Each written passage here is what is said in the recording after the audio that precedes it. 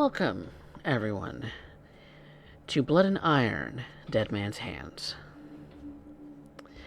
Last we left off, our coterie, the Dead Man's Hand, Primogen of the Arlington Domain, as a group, rounded up an individual by the name of Kyra Hardin.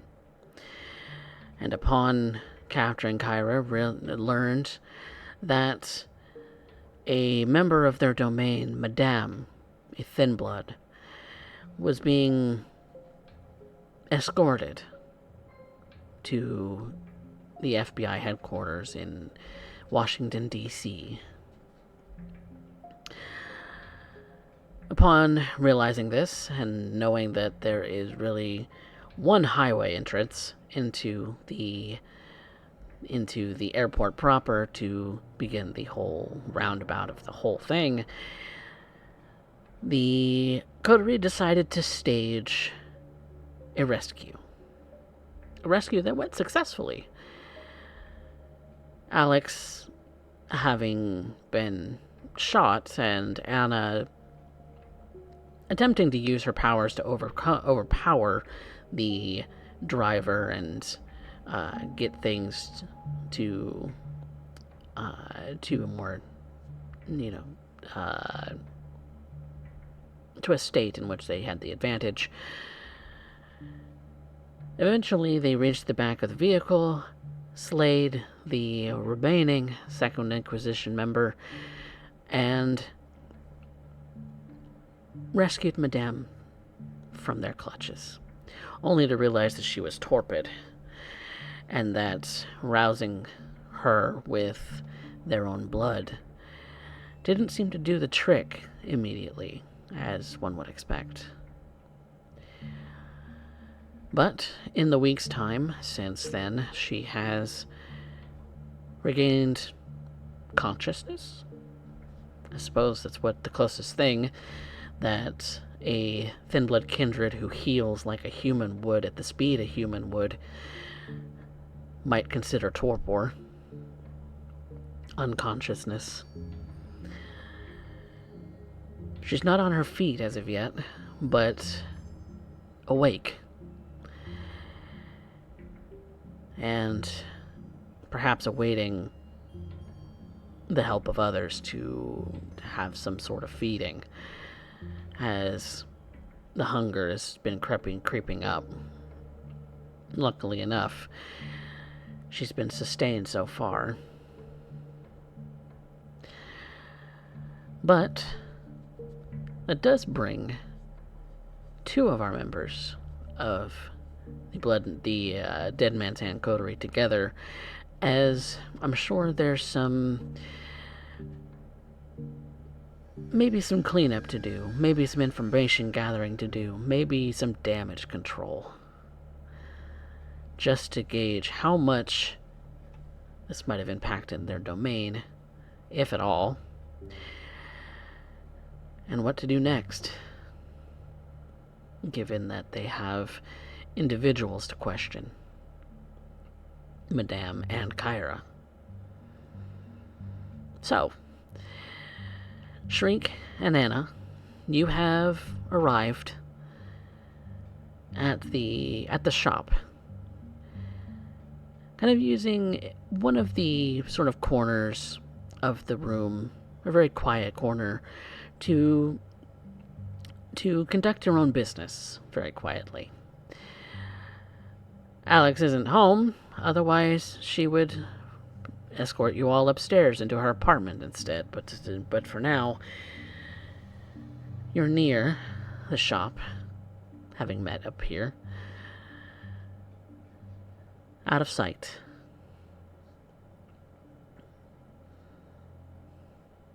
Well, we can be thankful for small favors, I guess.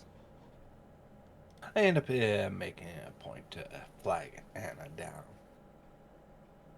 After all, I don't want to end up staying here too long. All of a sudden, have Alex's books just get chewed on. Doesn't end well.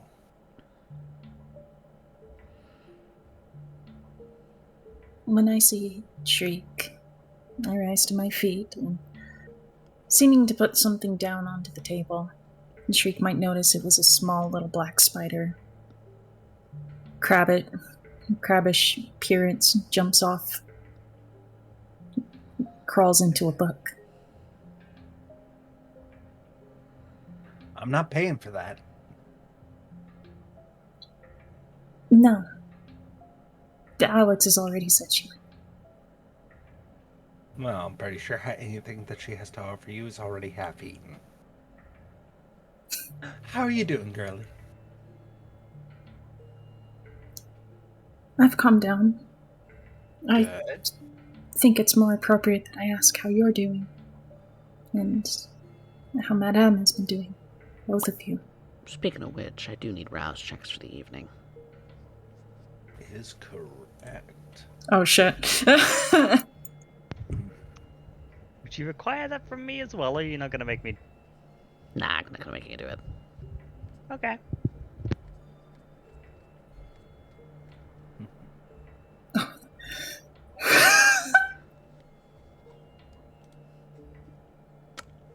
Shriek is getting a little hungrier. But Anna, you're about to Don't look at my sheet. Don't look at my sheet. Do you need to feed, my dear? Is that on the agenda? It is. Yeah. 3 hunger, 3 aggravated still. Okay. For free, Shriek, go ahead and feel free to take one of those off. One of those aggravated. Yay! Over this week period of time, you'll have healed at least one of those. Okay. Perfect. I'll give you that for free. So. No, thank you. Well, still putting myself back together.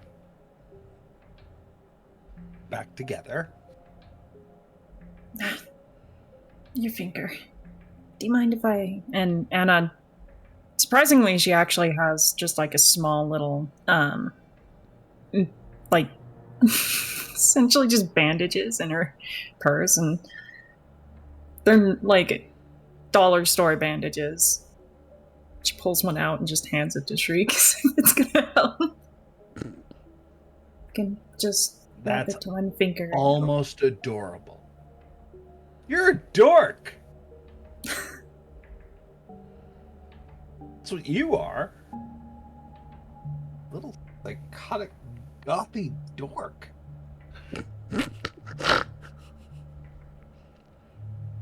Hey. He kind of just looks at it and well, skin is now covering and all that. The organs are still all mashed up. And, there's certain things that don't move quite right. But that's probably appropriate for Shriek because he's never moved quite right. But outside of going out for a bite, I think I'll be fine. Just gotta keep bringing it all back together. It's just too much fun. Besides, at this point, I'm more worried about Maytag suddenly showing up. Kane. He hasn't been around at all. Yeah. Missing Primogen. Sound familiar? But I'm not looking for him, I can guarantee you that. I go looking for him, and then we're gonna have 2 missing Primogen. I can almost guarantee that. Just how it's gonna go. And I just absolutely need to end up making sure that the face of this beloved coterie ends up maintaining intact for the good of the Camarilla.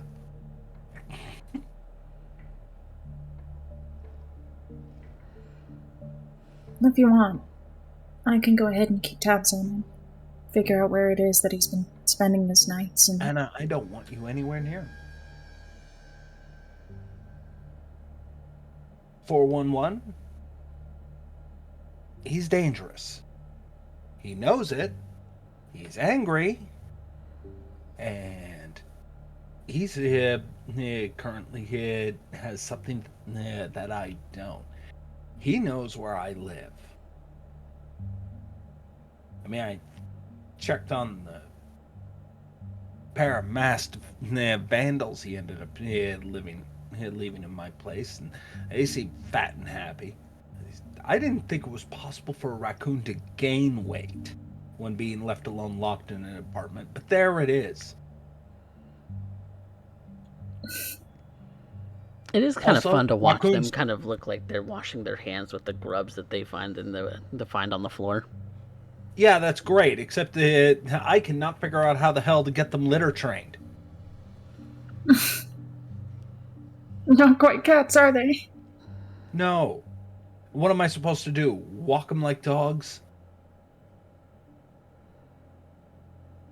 You could train them to break into things. Little thieves.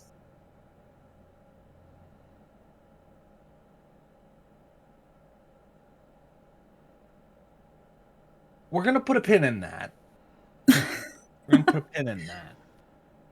Look, I've never wasted a resource all my life, okay? We're going to end up keeping that going. Till then, as far as Madame's going, good news. Not getting any worse, not falling any points of decay, and I think I might have even seen her start to scab over, so hey, there's a start. I know it's definitely a burden on you to be trying to feed her every night, so Yeah, if I can help. You can help. I can.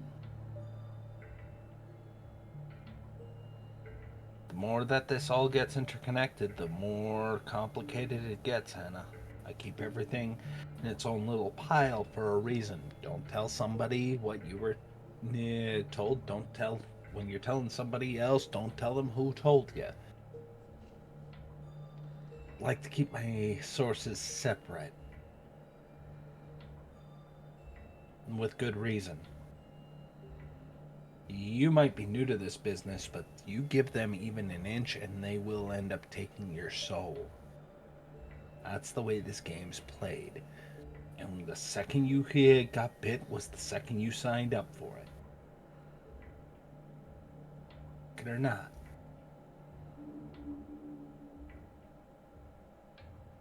It's not like I'm doing it out of the pure goodness of my heart. I'm definitely doing it because I need you to be in your best shape. And I would like Madame to be on her feet again. You've been struggling. Every night's a goddamn struggle. That didn't change when I was alive. That didn't change when I died. And I try my best to end up figuring out on how to make sure that it all ends up coming together. And quite frankly, I'm trying to end up figuring out how to end up running this whole thing because, well, frankly, I feel like I'm swimming upstream every step. Nothing you haven't felt, though. And I've seen things. I've seen a lot of things recently. The kind of thing that makes you wander into offices at night. By the way, stop by your little friend not too long ago. Like to end up saying thanks, but dear God, that place is a dump. Where do you find these people? Wait. I think I know. I predict you would. Dangerous taking blood off them, though. You know that, right? Don't need you suddenly end up needing to tap a new vein every time you need your fent fix.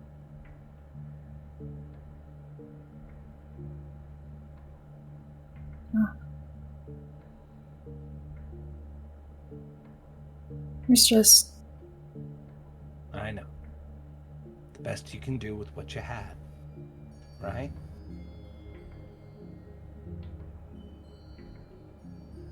You don't have to like being what you are, and you don't have to. I'm not going to try and sell you on it. It sucks. But we can make it work for you. My biggest concern is your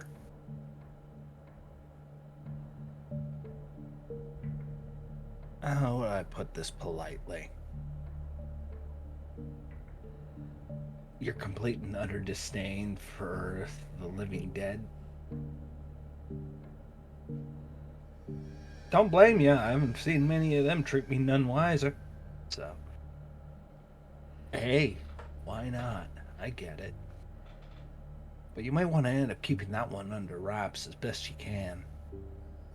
Might make a few kindred worry, and especially with the overcrowding we have in this particular domain.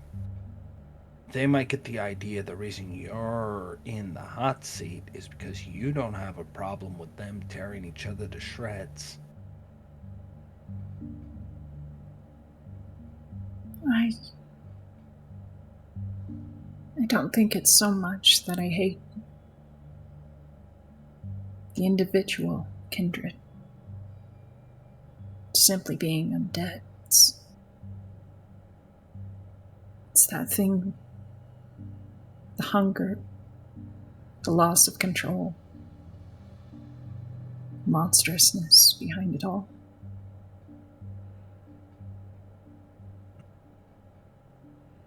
If it was just animated, unliving, wouldn't be an issue, like a ghost. Well, It's not ghosts an got issue. their own problems, honey. They got their own problems. Sure. I just want to figure out on how I can end up playing safe around you. Maytag, at least I know he's coming. Alex, I can at least end up accounting for when it's in her best interest to get rid of somebody. You, on the other hand, it's entirely a coin flip.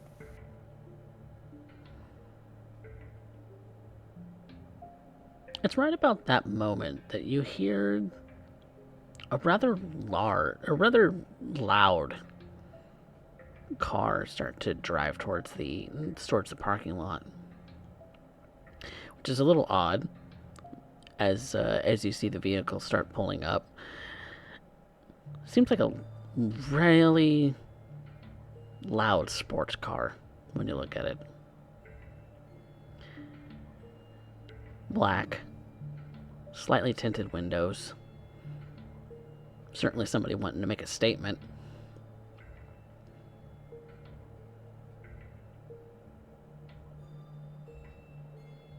When the vehicle like that. Go ahead. Oh, and when the driver comes out, you do see that the door sort of swings upward.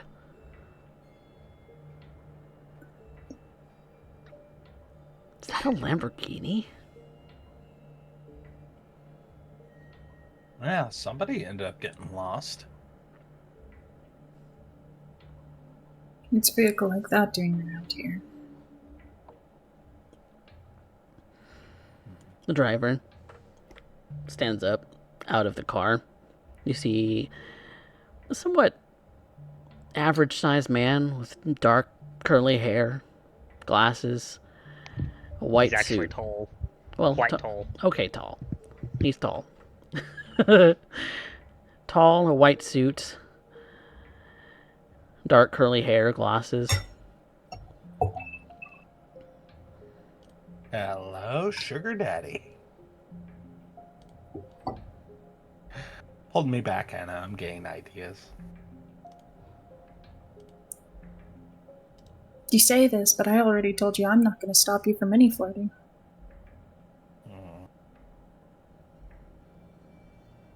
Oh, my knight in shining Lamborghini has arrived.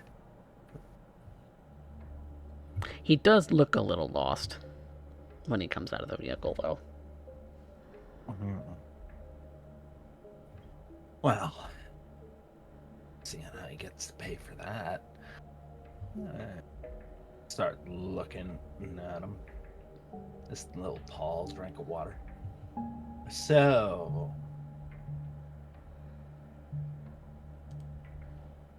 I look over the car.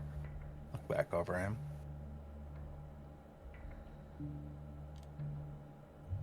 You seem lost, stranger.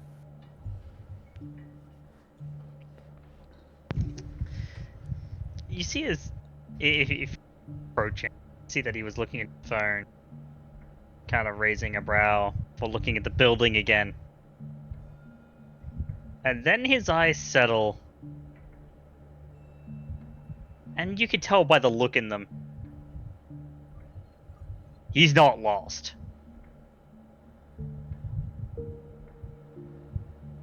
He simply takes his phone, flips it back, his jacket pocket.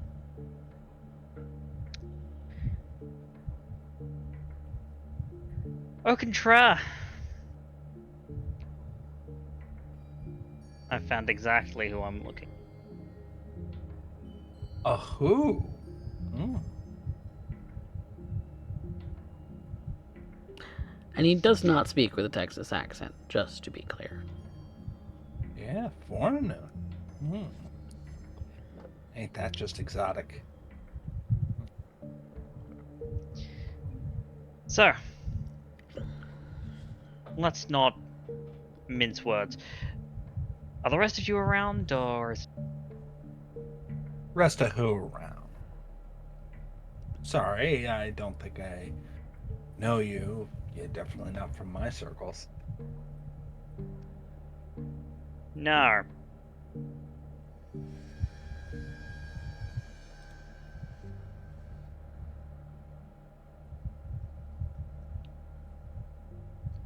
Let's call me an interested but concerned party for the time being. All right, Mr. Interested and Concerned Party. He gestures to Brianna to scooch on in. Maybe we should start with formal introductions. Well, apparently he already knows who he's talking to.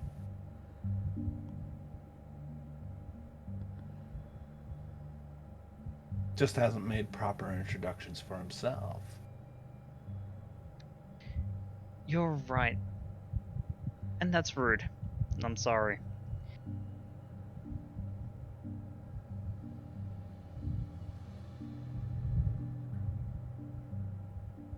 I am Luca Alexander.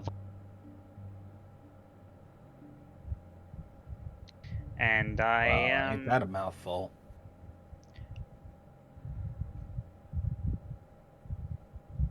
Let's just say I own some land to the south of your domain that's got some things going on. And who do I look to but my neighbor?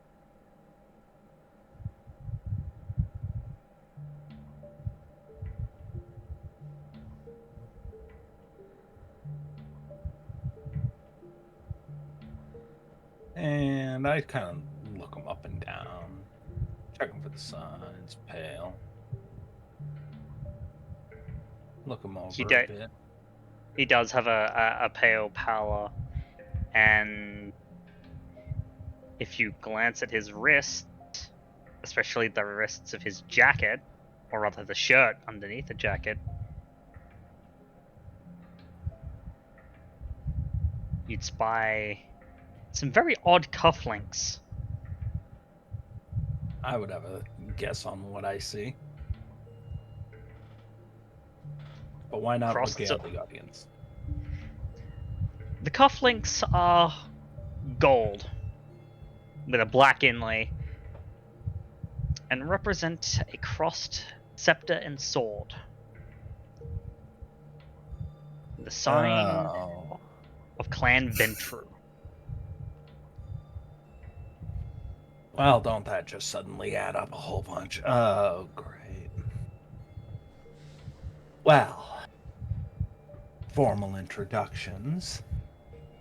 Shriek. Anna. Standing here in members for the Primogen of Arlington. So, pleasure to make your acquaintance, so great one. He does kind of like a mocking bow with the raise of the hand.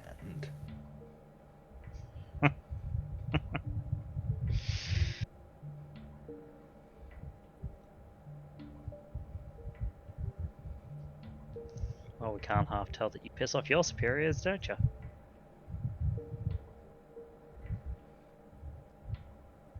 Honey, I end up having a tendency to make work out of just about everybody. The question is are they entertaining or not? Don't be boring.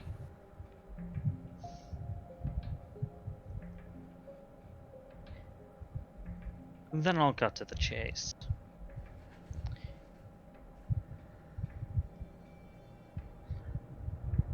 I maintain a parcel of land around these parts. To the Rather south, large. I was paying attention. Rather large ranch. Don't look like the type. It's really more an investment thing. Dallas Cowboys pay a lot of money. That aside, animals have been going missing. And this is the closest domain to which they could be going. And one does You- not simply steal a cow. Yeah, and one certainly doesn't steal a cow and hide it in the burb. Exactly, but if it's getting out anywhere, it's coming through here. And given that you are the primogen of this domain, how is primogeniture treating you? I wouldn't imagine it's the comfiest position in the world. Oh, we're handling it just fine. Aren't we, Anna? We take care of those within our domain.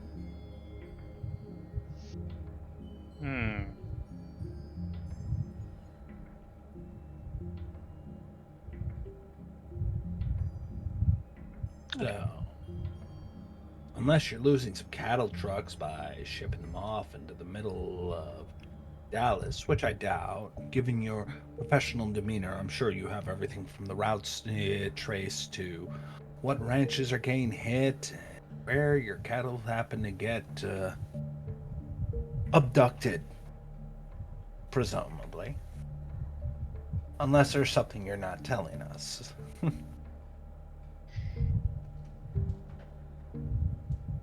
We track these cattle. And they don't stop in your domain, but they definitely pass through it.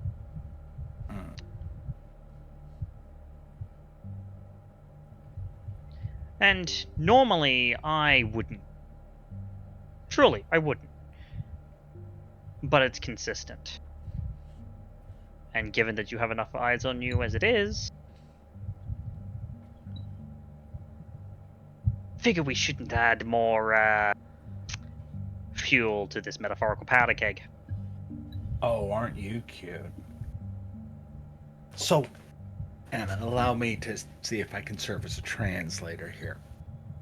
He thinks that it's in his best interest to end up appealing to recent events and end up hoping to end up painting us in a corner in order to end up being able to assist him with this little ranch problem he has going, because apparently he can't keep a couple of bovine fenced in.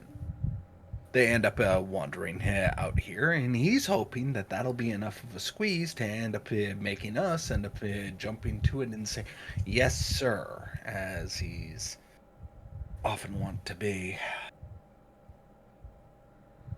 It's a good play. I like it. Really, I do.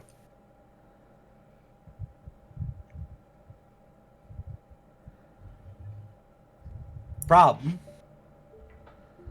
is, why should we care when we got other spinning plates? What's a couple of trucks of beef really going to end up helping out with? Got a whole domain to look after. Can't spend dollar a nights looking for trucks with a Oh bunch of no, cattle. no, it's not. See, that's the thing, right? It's not trucks. If a truck went missing, carjacking, thief, maybe goes to try and sell them off, doesn't get very far. I recoup my losses. No, it's individual cattle, and it's consistent. And you figure they're coming up this way. I GPS know. tracker? I'm pretty sure the prince frowns upon that kind of tech. Oh, I'm well aware of Prince Wolsey's sentiments towards such things. What, don't agree with him? I imagine not, given what you just pocketed.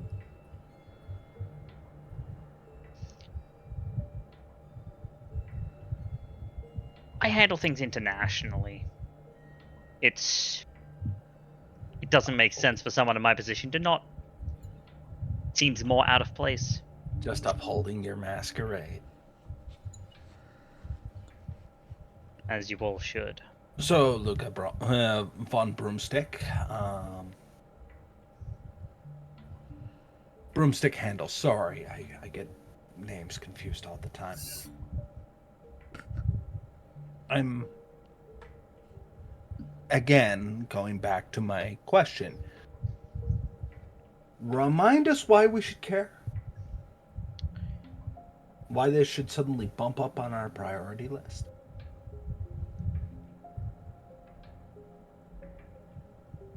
Because of the fact that I would imagine that a flayed carcass would probably start turning some heads.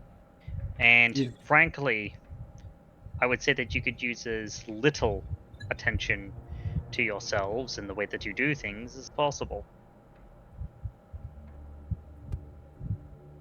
Well, not completely my call. What do you think, Anna? I think it sounds like you have a poacher problem. You want us to fix it because you don't know how to handle it yourself, or you don't want to. It's minutia to you. It's easy to pick on the Primogen of Arlington. Well, I mean, let's be candid with each other for a moment. It's not as if the other Primogen really recognize you as such. Which is a shame. I think you've got the potential to do some real good. It's not often that an office of one gets delegated to many. You would figure additional hands would be useful for dealing with problems. Maybe people kind of expect more of you because you have multiple sets of hands. And trust me, I know how that is.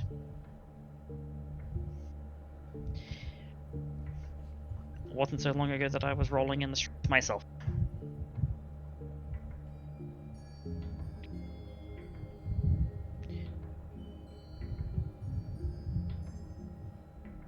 This isn't some sense of extortion or blackmail, mind you. This is quid pro quo. You help me, and I help you.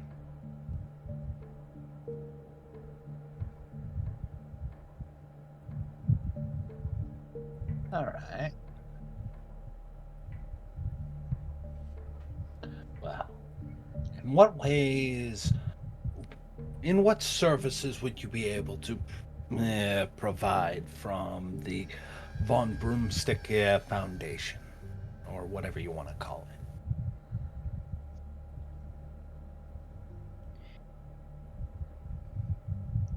I can give you an in to start turning eyes away. Because trust me, after did either of you watch the news last week? Because I did. Tragic. Pile up. Accidents happen. Major city. Things end up happening. Road rage happens to kick in. Maybe just some moron ended up getting his truck dinged one too many times and had enough. It's Texas. Things happen like that in Texas. It was a big pileup, and it's always bigger in Texas. I'm well aware, but let's not. People talk. They do. They do talk. And the really unfortunate thing about when people talk is that when things get loud enough, people start to pay attention. They start to notice things. And if there's something that somewhat takes their fancy or seems off, they start digging. You're trying to end up selling us on that. Yeah, we have a problem that we can't handle on our own in that regard. But I think it can help us. Absolutely, you can.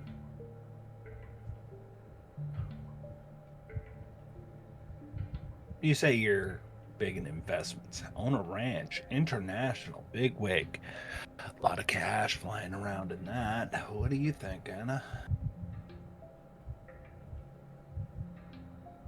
I've been thinking You it wanna- this whole time. You want to I'm make it thinking- about something as paltry as money. He looks to Anna.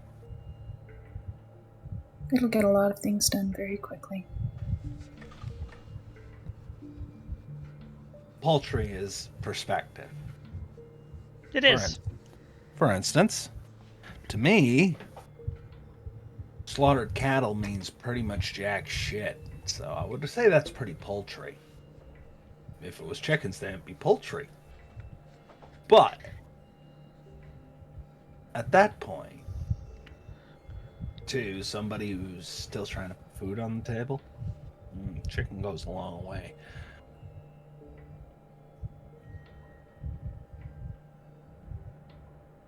I mean, I can write you a check. Oh, no, it's not a check. A check. That's not the big thing. You say you got investments. And you're big into quid pro quo. Right? So, we help Sure. you out in that regard. Maybe we ask you to pick up a couple of places, get them where we need them to be, and then just eat the loss at a later date and move on with your own life. Real estate. A little bit more than real estate. I understand that you don't think much of us, but try and give me some credit. You see, that's not really a good assumption to make.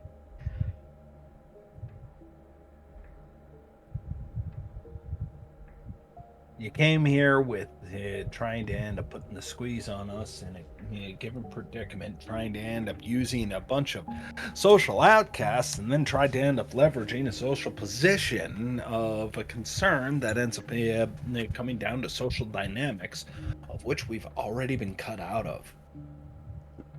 For all intents and purposes, you're trying to threaten us with a gun when the building's about to explode.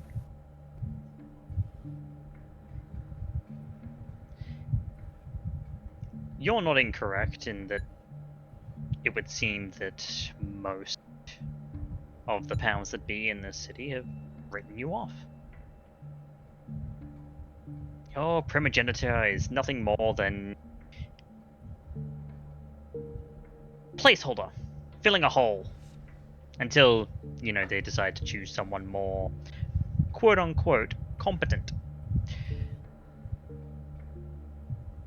Again, what if I told you I could get you that table? Properly this time. You could.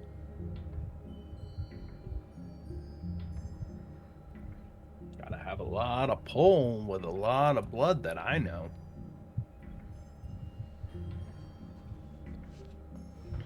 What are you thinking, Anna? Think this guy's on the up and up? Or do you think he's just another guy trying to make a joke out of Arlington? I'm trying to figure out where it is that he benefits from that.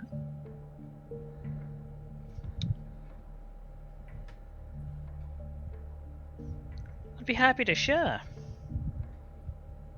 Why us, Mr. Brunhild?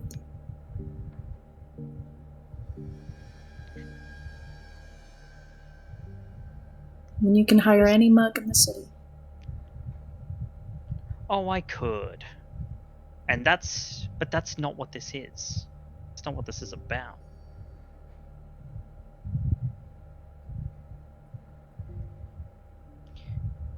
See, I ran at one point with a coterie that walked a line.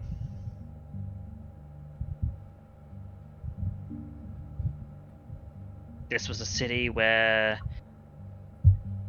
the big old ivory tower had raised its drawbridge, and you had to beg and plead to get in, and the other side would quickly eat you as they would welcome you. Left you floating around with the unbound. Those that neither side really desired, or maybe they did and they were just hopefuls. Clawing at a door that they so desperately wanted to get locked.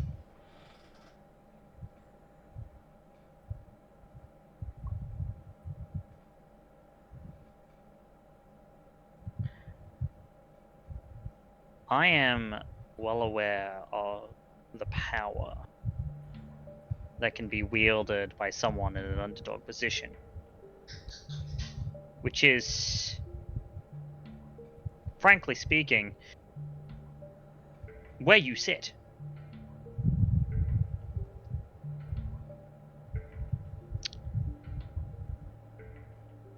You sit on the other side of a door that some people are trying so desperately.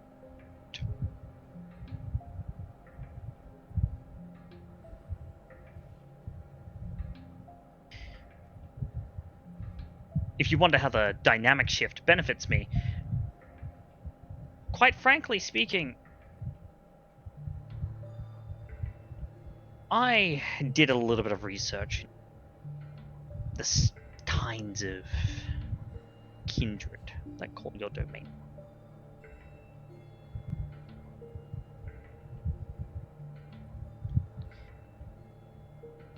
A lot of really interesting names, a lot of really interesting faces, a lot of really interesting stories.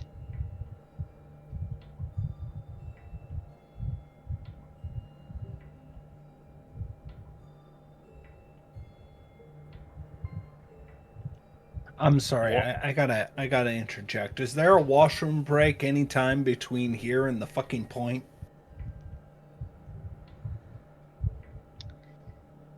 You can go behind the dumpster over there. Looks The point a lot like is, a Ferrari, but if you insist.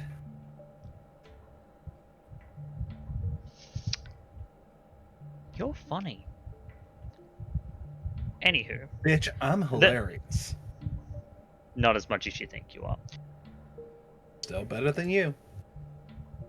The point is, you have the opportunity to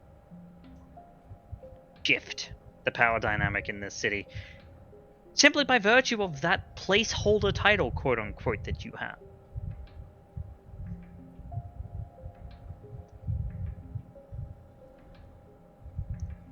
puts a lot of boots to a lot of necks to go. Oh no, the quote-unquote placeholders are actually competent.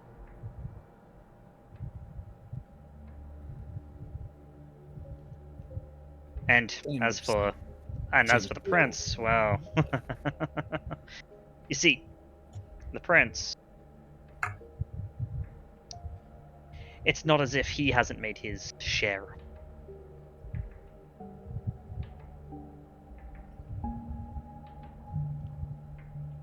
Ask anyone who was around a few years ago how of us he was willing to put to the sword in the name of keeping everything nice. Look what happened.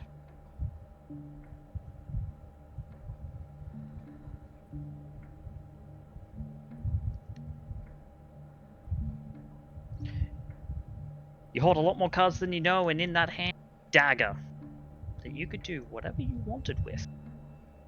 If your hand was guided correctly. If you were given the opportunity. I can give you that opportunity.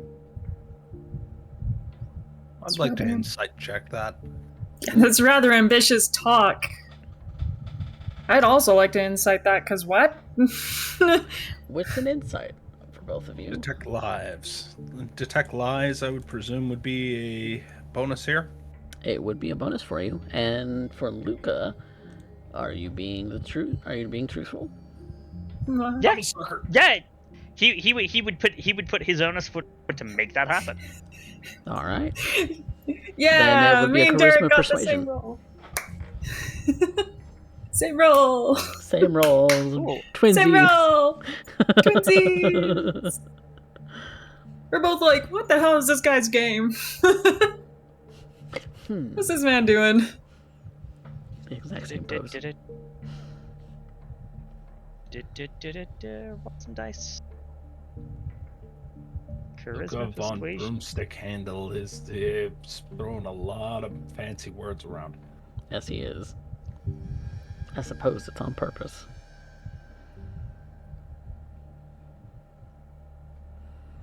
Yeah, I didn't pop it beforehand, so it can. No, yep, just a straight charisma persuasion. Okay. Alright. Okay. Honey. If you really think you can pull that off, well, then we might have something to talk about. And this is going to be about a little bit of cattle. What do you think, Anna? Ambition is a dangerous thing.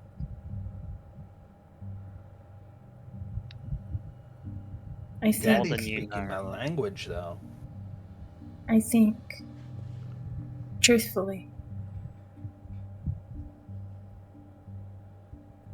to assure this that there is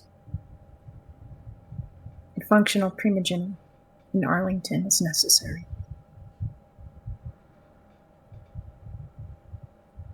And truthfully, that's all I really care about. Is stability. Calmer waters. So, we accept. You give us the lowdown on your missing cattle. We come down, we take a look, see what we can sniff out. And, well, either way it goes, we gave it our full attention.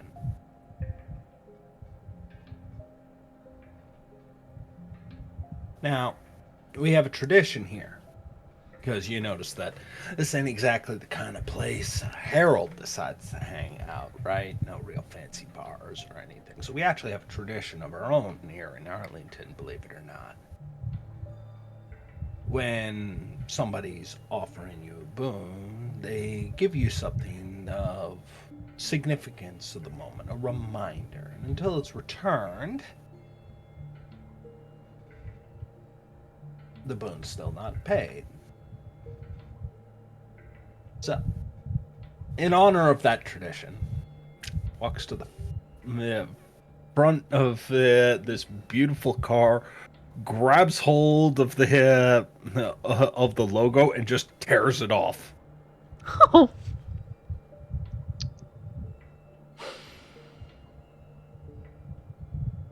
Well, it was beautiful while it lasted, huh, Luca? It's 20 grand. And a trip to Italy. I will treasure it always. And he pulls out the fishnet that he wears and drops it in his shirt.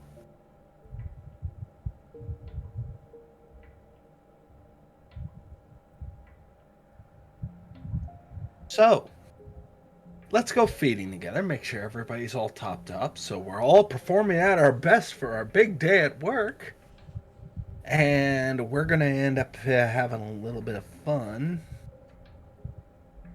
watching cows fart. I've never gone cow tipping before.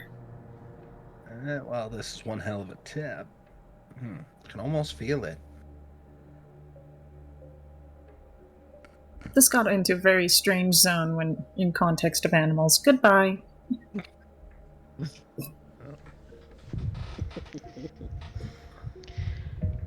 All right. Let's go into a feeding scene. Get the hell away from this awkwardness. Yes. Not even the weirdest thing that I've seen in the past 2 years. Oh no, yeah, we have one of the weirdest things you've seen in the past 2 years sitting in our domain.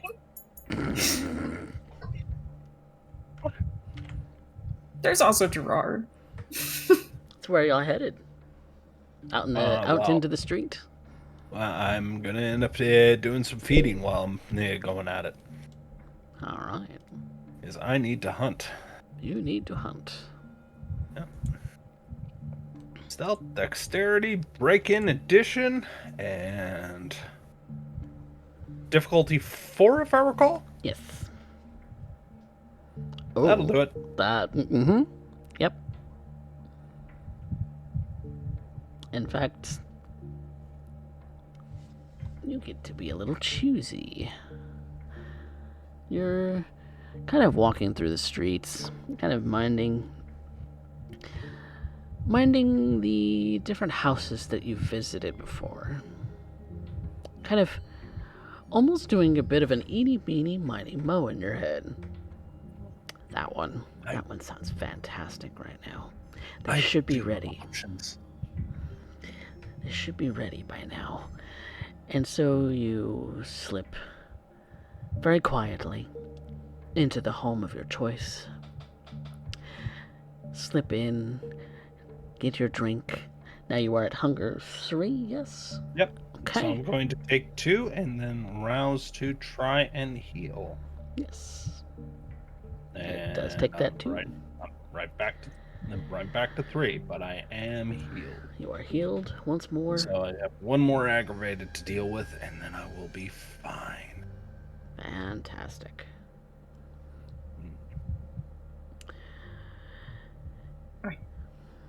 I gotta feed too, but there's no easier way around it. There's no easy way around it. So what are you going to do, Anna? This is gonna be an odd one, but I'm gonna go back to Madame's old feeding spot, the hotel. Okay.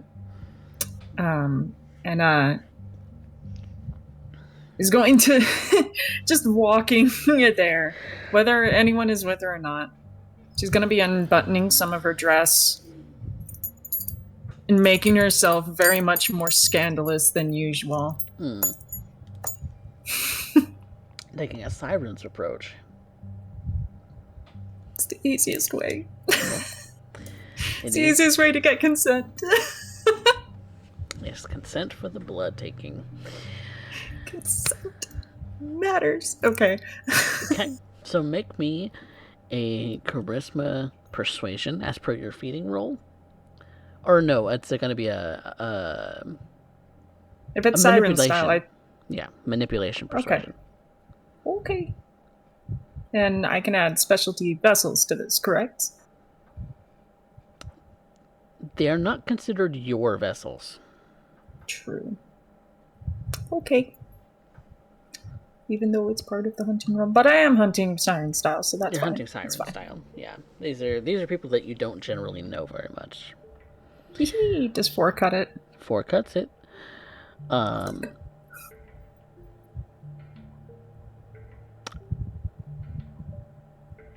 I will ask. How do you convince them to give you their blood?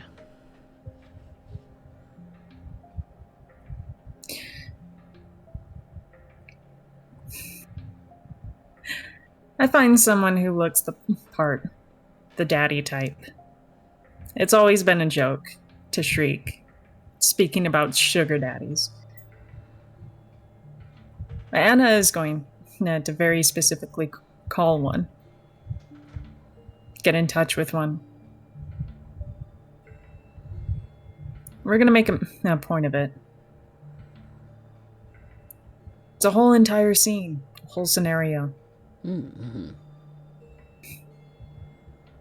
Somehow, some way along this whole process, I convince him a little bit of biting, a little bit of play, very special type of play, knives, might just do the part of filling in a certain masochistic gap in us. And that's how you convince him to hand over blood is S&M play. Yeah. You want to cut him. That's how you kind of pitch it in a way. Mm-hmm. Okay. Maybe he's not all for it. Not initially. But Anna is cute. She do got that looks thing. So I'm going to make this a fairly easy roll for you then. It is going to be a charisma persuasion to convince him to consent to giving you blood. Since this is different from what you're usually doing. Okay. That's a 3, and I'm willing to spend willpower just to make sure everything goes smoothly. Okay. I only have 2 dice to do it, but I...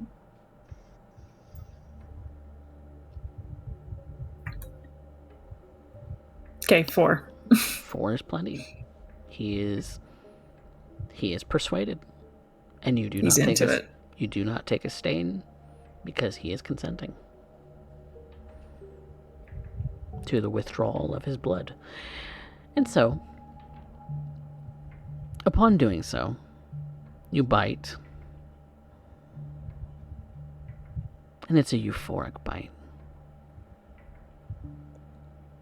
One that he simply cannot resist. He brought a pocket knife. Just by seeing it, I knew what I had to do. But you are at hunger 4, so you do need to make a frenzy roll. Difficulty 3. Frenzy. What is my willpower? It is that, and my humanity is at that. Don't fail me now. Ooh, big money. We're fine. We're fine. We're Plenty fine. Plenty. God. Plenty fine. Oh my God. That little errant thought in the back of your mind trying to convince you to take it all. Take it all. He's giving it to you. He's literally bleeding from his own wrist. Feed into me. Give me strength. Give me power.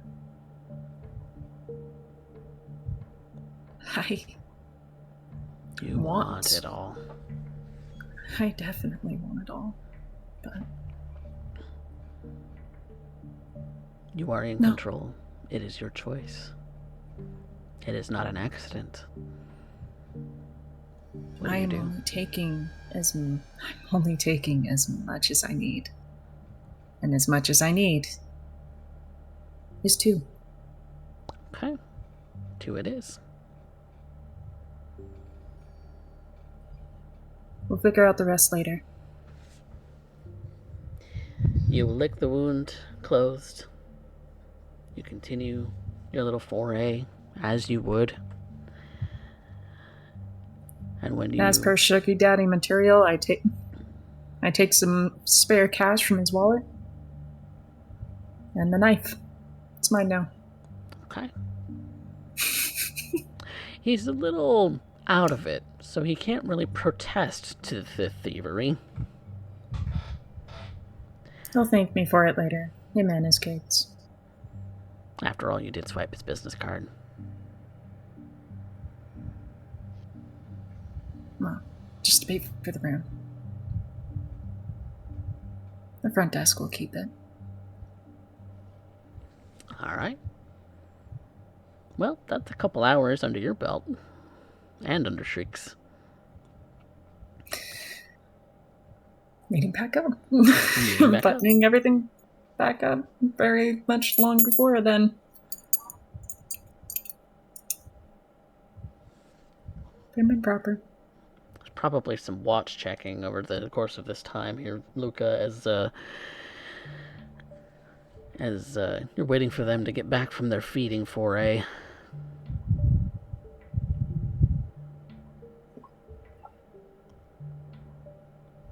Is there anything you do in the meantime that you would briefly attend to?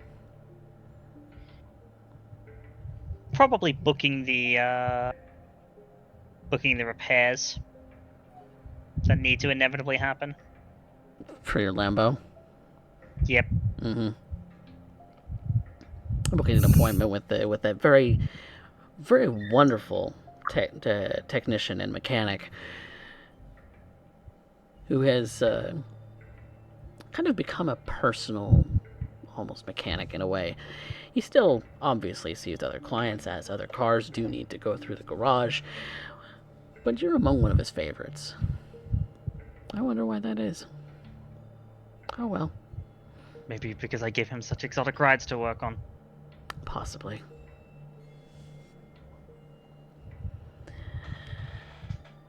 So, after speaking with your mechanic about booking that appointment, and the 2, Shriek and Anna, come back from their feeding,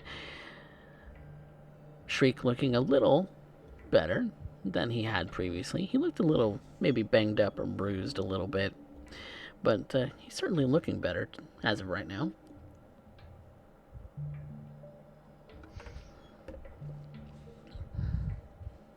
Anna looks content with what she might have fed on today, so...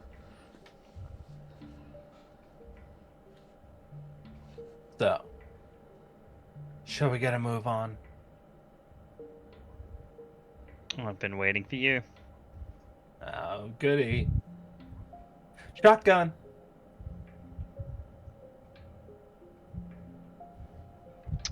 Sure. And it's gonna be down to the ranch, I would suppose. All right, to the ranch it is. So, driving to the ranch, it's a little outside of the Arlington city limits.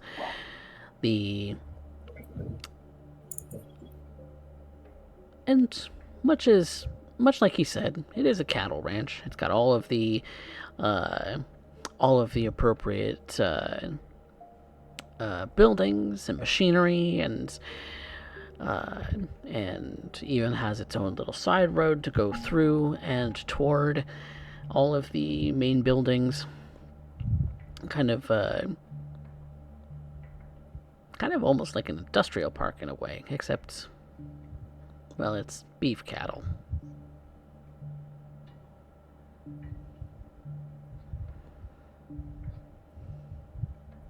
So, And that's to say nothing of the really expensive-looking restaurant that's also on premises. There's that too. And that just fancy. Should be spending more time in there. That it looks like it ends up going more towards our delicate sensibilities. And the last thing that you'd spot too driving in is there's an airstrip here. Oh, for fuck's sakes! He's got his own airport. And yes, there is in fact a plane sitting on the strip. Okay, now I'm impressed.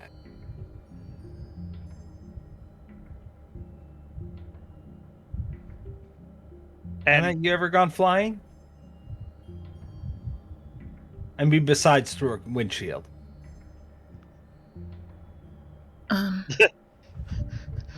Luke just kind of side-eye shriek, like, that's not something to joke about.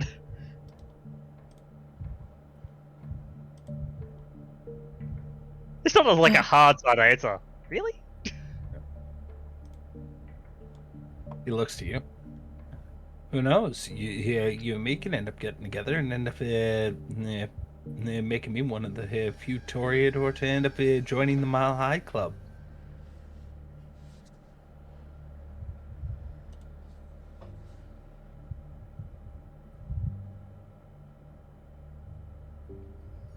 Anna makes no comment. She's just gonna let it roll. His eyes tick to Anna for just a second, and then they She's looking out the window, and she just quietly mumbles to herself. and then he, as he's looking forward, as they pull around to the basically to where he's going to hand off to a valet, he just shakes his head and internally is going, "She ain't no Toreador I've ever seen." Before he kind of gestures for everyone to hop out of the car, tossing the keys to a valet. It's like you can see the front, you know where it needs to go. Yes, sir. And he heads around to the back, or rather to the front, because the boot for these things is in the front because they're back-mounted engines. Mm. And he pops it open, and you see him pull out a case. It's a rather large case.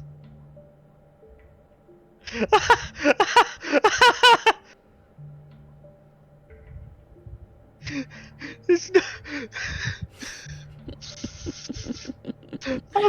and he'll once he pulls that out and everyone's out and the thing shows off, he'll just beckon the two to follow him.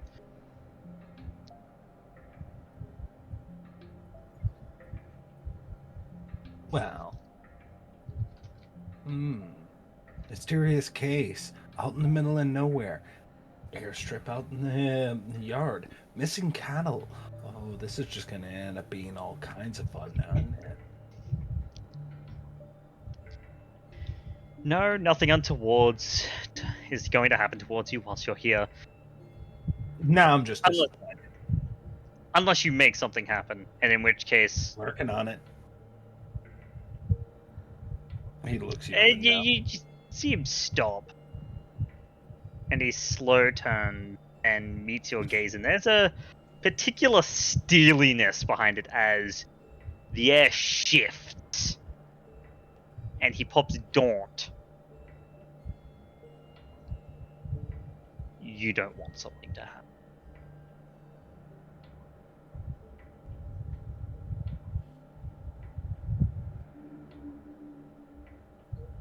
Okay, I get it. I'm hoping you're that forceful later on. Don't want to be falling asleep midway.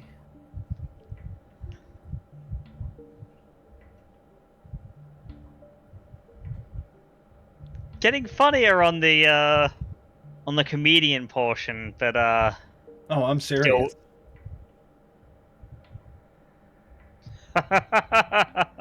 not in your wildest. Well, gonna have to satisfy for my nightmares then.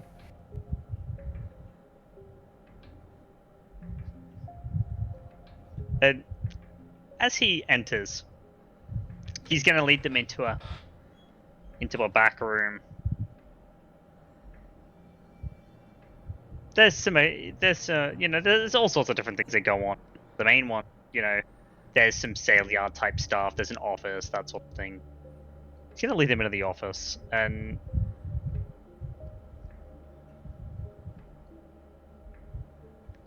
basically he's going to sit down at the computer, sitting there, and start pulling up some GPS data. And as you can see, he wasn't kidding.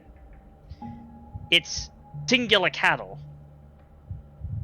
being dragged up and through the Arlington domain. So obviously you can see he was right. Kind of, confirming that.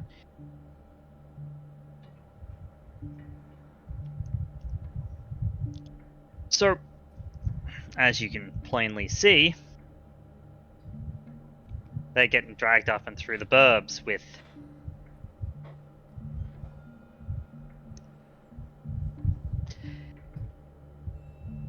very little in the way of stopping.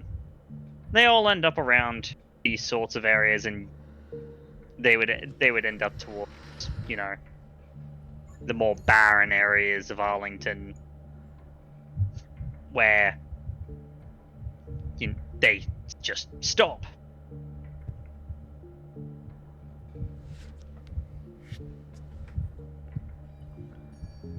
I imagine there's probably one or two that have gone a little bit further and landed somewhere in particular.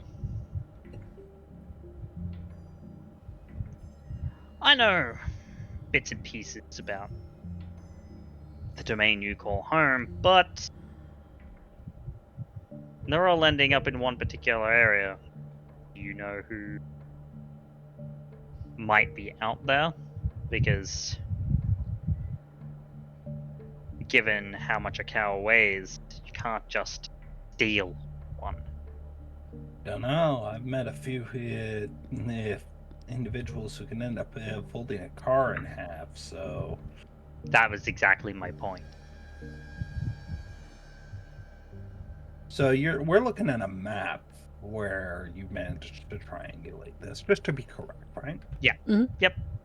So, Coffee, would we know whose neck of the woods this would be in Arlington, or at the very least, who has the closest known location to it? The closest known location of anybody that you know of is that bar that Gerard likes.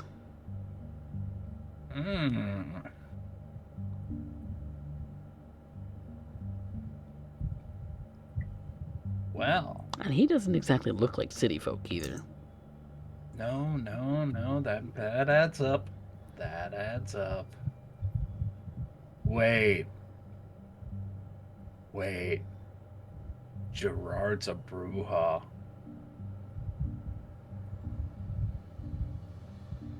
Light bulb.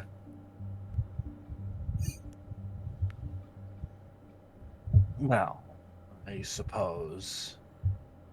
Yeah, we know who you can end up asking. Gonna have to ask him yourself, though. He's very particular on making sure that he's always addressing things face to face. Very straightforward gentleman. You'd like him. Old timer.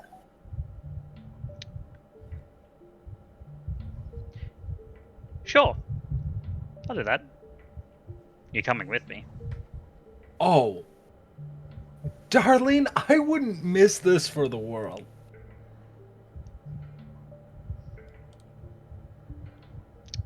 Good to hear. You can count on me, Captain.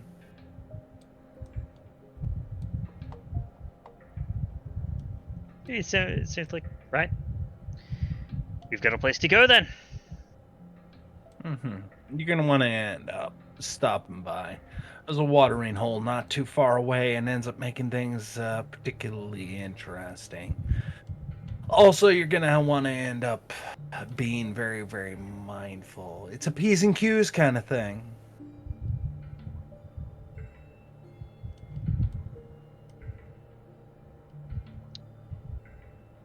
Good to know.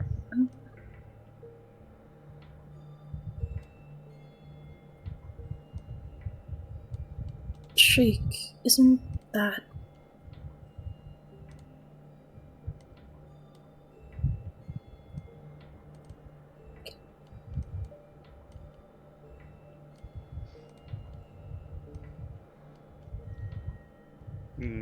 Isn't that? And Luca turns and raises a brow at Anna. well-known acquaintance? So we know exactly who to ask.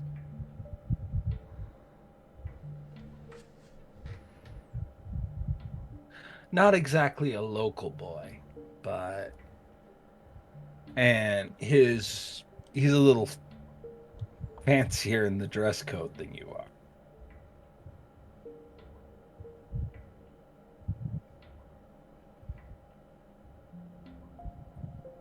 Really? Freak's got the biggest shit-eating grin on his face. That he cannot wipe. You couldn't get that thing off with a soap, water, and a squeegee.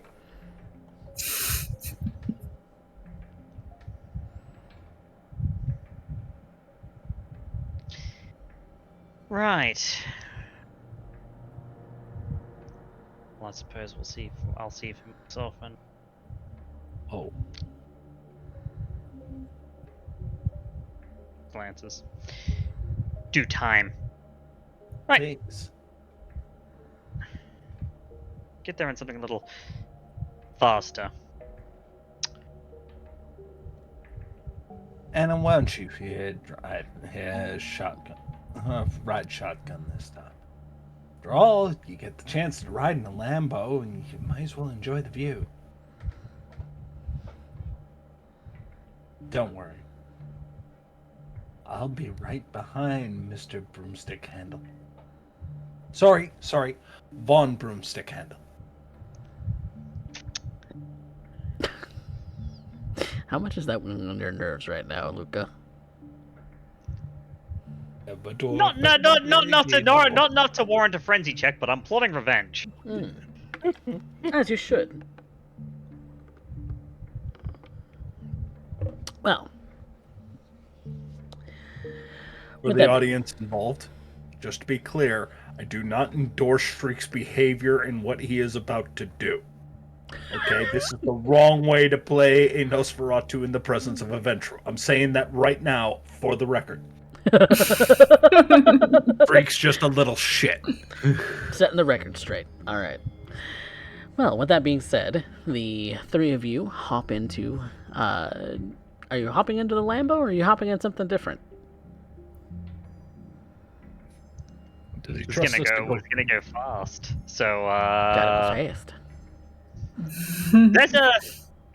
there's a Bugatti Veyron Sport sitting there. Of course there is. Because It's red, isn't it? who doesn't love a Bugatti? It's not. It's actually not red. It's a dark blue. Dark blue. Ooh. It's really sleek. And as soon as he turns the engine over in the car, hearing the revs, yeah, this thing go fast, very fast. Given that you see that he probably peels out of the like on the ranch grounds heading towards the exit, he probably peels out at somewhere between 120 and 180 miles an hour. Anna is immediately grabbing the oh shit handle.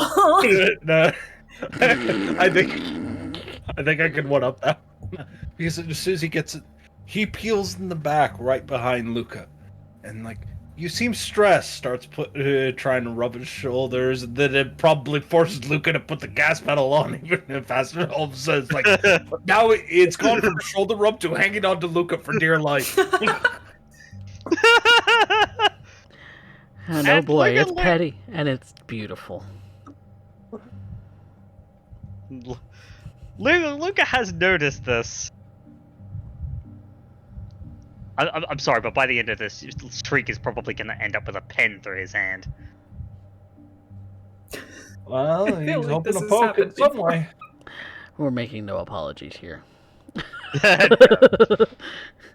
But well, once he gets on the road, it's going to be more respectable in terms of speed limit. Of course, of course. But until then, But until then, you find it's yourself... about 3 to 4 minutes of like 180 miles an hour. You're lucky And that no he's patrol not even cars pushing- actually come out this way. And you can tell he's not even pushing it. It could go faster. It just simply glides on the highway over that. But you make it in a considerably good amount of time. The bar that you've met Gerard at several times now at this particular location, one of which times was an SI vehicle following him. So maybe there's some mixed feelings going on about this place between you and Shriek and Anna. Luca, what you see is what kind of amounts to just a kind of hole-in-the-wall bar that really has room for the bar itself, the stools that line it, and then maybe a couple of tables in the back that all seem kind of cramped together. It's very small. And you are greeted by a bartender who just kind of seems to be serving a couple of patrons. There's not really a whole lot in the way of patrons here. You do see a couple of individuals in the back that are kind of sitting individually at tables. All seem to be kind of nursing drinks. And the bartender greets you and says hello. Notices, Luca, that you seem rather well dressed for this place. Or Anna and Shriek look a little bit more like this would maybe be a natural setting for them. But Anna and Shriek, you do see that that Gerard is in the back, sitting at one of the tables. I start walking on over there. Yeah, was gonna ask the bartender where Big J is, but I can see him right now. That's just fantastic. Let's go. Kind of squeeze through, and passing the other patrons who are sitting at the bar itself, kind of watching the TV with some kind of sports game overhead. Love sports ball. Love sports ball. Might even be a Cowboys game. I don't know. I was always more a hockey fan myself. Yeah, it's too bad. It's too bad Texas isn't very much a hockey state. But you make your way towards the back, and it seems that Gerard has noticed Shriek and Anna kind of walking up,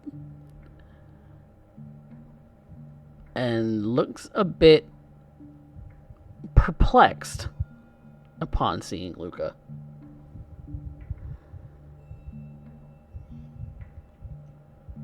Kind of Luca? shifting in his seat a little bit. Luca? You don't need to introduce us. So this is where you hunkered down, old man. Interesting. Real interesting. Alright, what the fuck are you doing here? you can hear Luca just lets out laughter.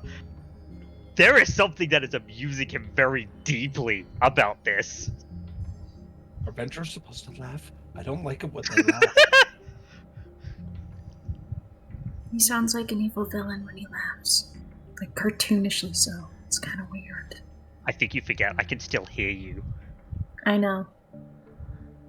I imagine Anna's not saying that to Shriek. She's doing this like right up to him and still speaking like he's not there, despite the fact he's whispering directly into his ear. And And Luca just looks like, I can still hear clear. you. so we're clear.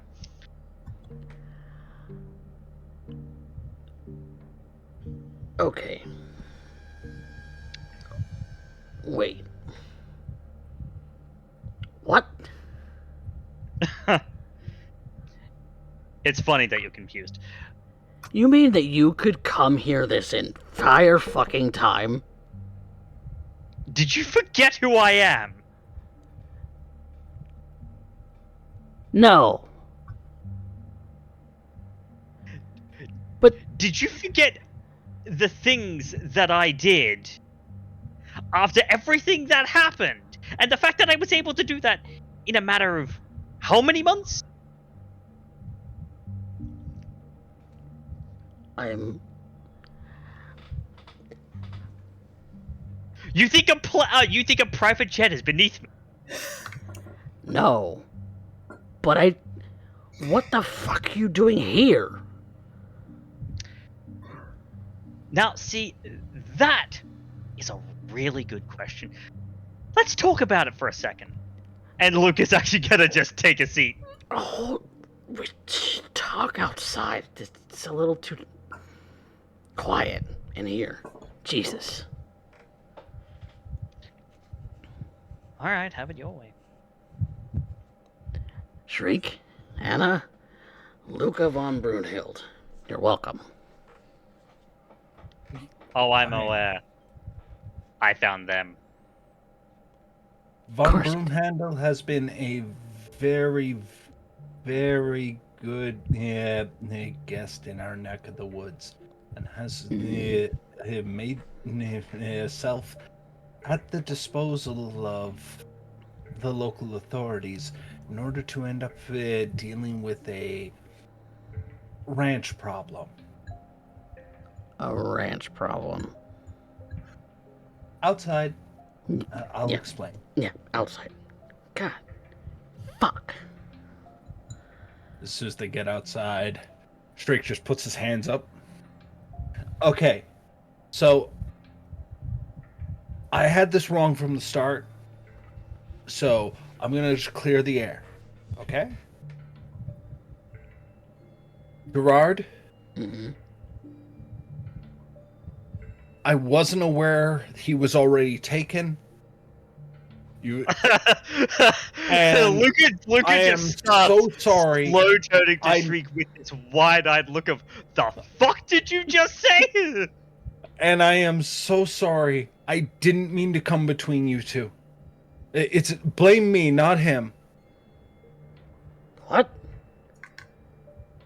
Now, What? now that I no, I understand. No. It's a complicated thing, but I'm so glad to know that you two have come together, and that you still clearly care for each other. Stop So talking. right. Anyway, what he was looking for is some leather. I mean, for some cows. Yeah. Okay. Now I get it. Now I kind of understand. How the fuck did I not put two and two together? Anyway. His name was on the side of the building. I would have guessed you were just trying to get his attention. No. Oh, don't tell me. Well, okay. Don't take this the wrong way, Luca. I would have reached out to you if I actually knew your fucking number. But long distance to Canada's kind of expensive. Still care. Oh my god. I am... And it's been 2 years. You reunited them. Okay. Okay. They're long lost lovers. Both of you shut up. he just gestures to shrink it up. Right. I figured that maybe it was just some errant idiot who was wandering under my land and stealing cattle. No, it was some errant idiot being going on your land stealing cattle because I didn't realize it was yours. You see, I'm not mad. I'm not. You're Ventru, Matt. That's weird. That's No, worse. No. I'm just disappointed. That's worse. Okay. What's been going on? The last thing I remember was in the tunnels. I blacked out. And then I ended up here. Well, let's put a pin in that, shall we? Yeah, He puts. It's good to know that I don't have to pay someone to strangle you to death. Oh, Really good to know that. okay. Because it's you. And quite frankly,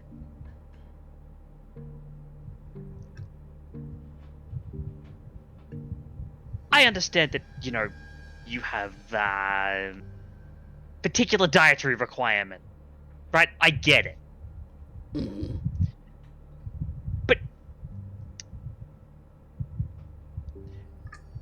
you do have my number. And if you lost it, there's this wonderful little tool. I don't know if you remember it. It's called Google. Well, okay. Okay. Fun fact about that. Technology's gotten a little testier over the years about me. I don't know why. But, Well, I mean, if I was to hazard a guess, it'd probably have something to do with it. possibly. Technology is weird with you. Well, I've never been Like- great. I've never been great with, smartphones and tablets and all that other garbage. It's tech I never used in my life and I never really have any use for. This guy, on the other hand, this guy builds this shit. So, and among other things. But, yeah, it's just gotten finicky-er as of late. Are you sure you're not just getting old? So what they say is true.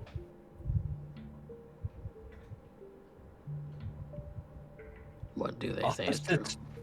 Opposites do attract. I can assure you, I have no No, feelings, it's okay. Luca, in that sense. In fact, last I checked, are you still... Adriana would claw your eyes out, yes. Okay. Violently. Yeah, I figured as much. And Oh, I would hate to consider what she would do if she was given time to be creative. I am so glad I didn't involve myself in this lover's triangle. No, you don't want anywhere near anything to do with Edmonton.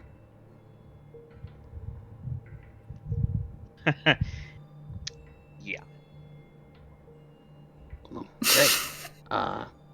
It's great. Let's just to put a long story short, let's just say Gerard and I we faced an apocalypse together, him and I. I honestly thought I was we done came for. up- And we both, well, thanks to me, you weren't. You're welcome. I suppose I owe you my own life then. Because I did kind of drag your ass out of there when everything was exploding. Right, yeah. Quote unquote.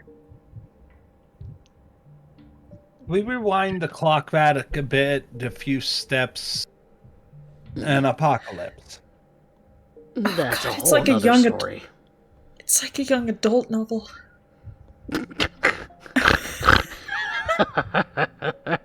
It is absurd, Miss Anna, and you are correct in thinking so. Because if I didn't see it for myself, I probably wouldn't believe it. But that being said, You faced it together, so why Look, why did you separate it? You worked so well together, apparently, didn't you?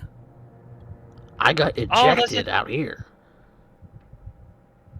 It was a thing that happened under unfortunate circumstances, nothing of his control, nothing of mine. Things can get messy. You know who we could blame? I don't You know who we remember could the blame? last 2 years, honestly. Now that's all. Maybe it got to you a little more than the rest of us. Maybe. Then again, given what happened to me, I kind of became inured to that entire thing. So We were talking about a cattle problem. yes, cattle problem. So, I know where they've been going now. how do you want me to resolve this? Because it's kind of necessary. Not just for me. Yeah, I get it. I'm willing to Like I pay. said, I'm willing to pay a for lot it. of small. There's no need for that. Well, I went behind your back originally, and I feel like I should make it up to you. Oh, and you will. Make no mistake about that, you will. Okay. I know of a But- really good motel, really good rates, no questions. Ugh. Probably the one that Anna was there earlier tonight. And you see that Gerard just kind of cringes.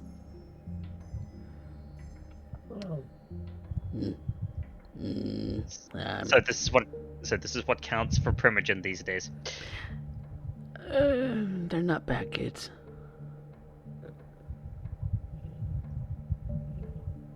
He kind of just pulls Gerard to the side and just looks him in the eye. You must understand how concerned I am. It's been non-stop. I understand your pain. Now you understand mine.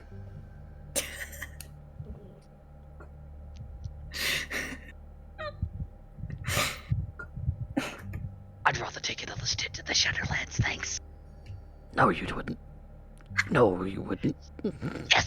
Yes, I would.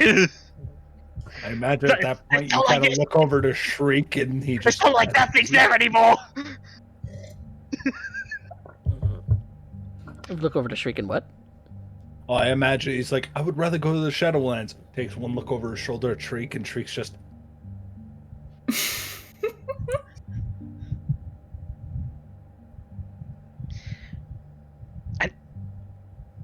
He... Okay. Okay, well, We'll talk about the particulars about how you're going to make this up to me at a later date, because we are going to be in con. In fact, he pulls the thing out and puts it like it's a flip phone. It's not super complex. He slides it into Gerard's flannel jacket pocket. That you'll contact me on that. You'll just have them and whip them out willy-nilly. I have lots of things. Is this surprising to you? Actually, wait, no, it is. Because you and I didn't spend as much time together as, say, Very different lifestyles. a certain Ravnos that decided to be a pain in our ass multiple months. Yeah, you and I are very different people. Very long and sordid And histories. he kind of just gestures to like what they're wearing. No, don't say. Revolutionary insights, Gerard. Thank you. You can tell through the sarcasm he's using it to cope with the fact of what he's had to deal with from Shriek all night. Beautiful shriek. I love it. So, But at least that's cleared up. yes. Means that now I can cover things a little bit better because, And from Well- what I've heard, things aren't going so well in a existential sense. we're trying. But, can only do so much in the burbs. Yeah. Planning to help out with that. What I offered these two in exchange for their assistance. I've got some pull in the city after all. Some. But, what do you hope to do? I mean, what do you all hope to do about the feeding problem? As it's, a little bit, well, complicated. Simple. How did we sort ours out in Edmonton?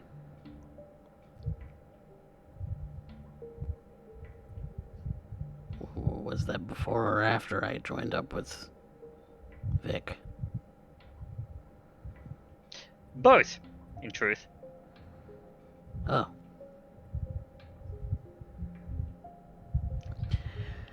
We're not going to get into an entire debacle between before and after, No, but both. that's water under the bridge. But Well, it's really simple, just to clear it up. I mean, these two, sure, they're placeholders, but they still have the title of Prim. well, so did their previous Primogen, but Brucato Yeah, up and they're disappeared. And where she is, quite frankly, doesn't matter in this.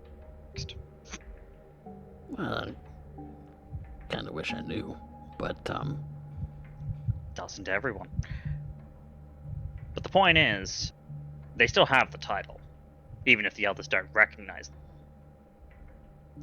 So how do you get extra feeding? Simple. You cause one of the other Primogen to force the prince to make a forfeiture. a forfeiture. Mm-hmm. And it's a very simple way of causing a forfeiture. You make the Primogen recognize. Because right now they don't in anything but name. Am I wrong in that? And he glances to Anna and Shriek. Because you two don't exactly strike me as the boardroom type. I'm still trying to wrap my head around this idea that somehow forfeiture on the behalf of the prince and that not end up being us being ashed by the end. I think what he means by forfeiture is that somebody gives up part of their domain to you. Exactly. Which, space would be great, but is that going to solve the number of mouths we're going to feed? No, but it puts a damper on the edge. Because we recently just adopted a couple of Toreador, wink wink.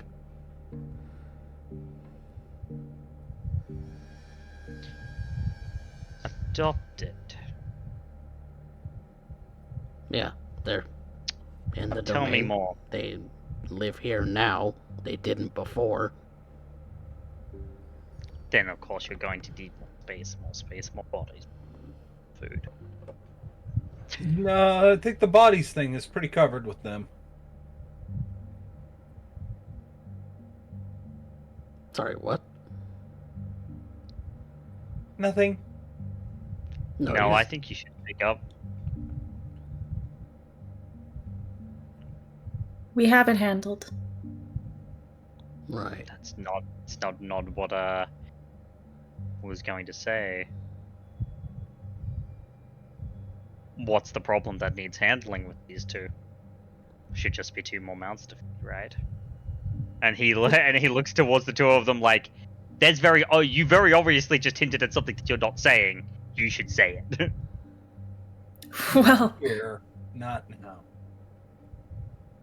all things considered. We've been sitting for the better part of 20 minutes listening to you two rattle off back and forth about things that none of us, your primogens and your hosts in this domain tonight, know anything about. You've purposefully left us out of the conversation, much to our disrespect, and I don't appreciate it. So if you want information from us and any of the goings-on here, you would be respectful enough to include us in the conversation. I am so proud of her. Well, now that you've asked properly. I shouldn't have to ask properly, Mr. von Brunhild. I am primogen. This is my domain. Our domain. And you're right.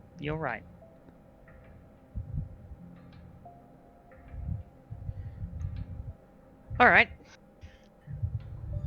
Let's get the easy stuff out of the way first.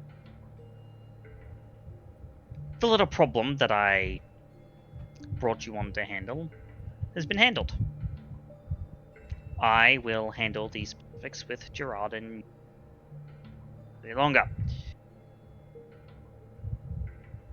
We would be As- honored to have you as a guest in the domain of Arlington. As for the rest of it, You can stay at my place. I'll pass respectfully. Just trying to be hostly. That's the word, right? Just kind of looks to Anna. And your Hostile? hospitality is appreciated.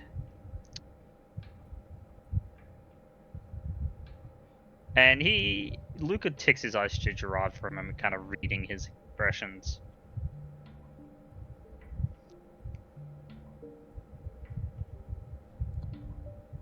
What I'm about to tell you doesn't barking. Ever. If it does, I will know. And I will reclaim that information. Are we clear? Crystal. Good. So then, dear Primogen of Arlington, what do you know Antonians?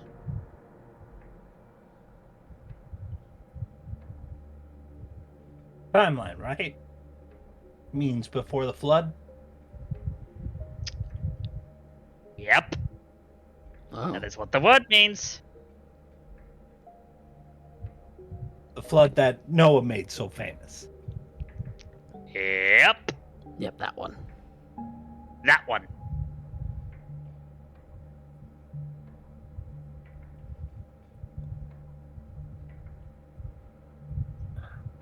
Anna, can I ask something incredibly rude of you due to your clan?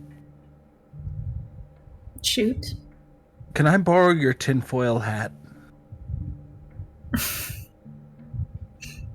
I feel like I'm gonna need it. I'm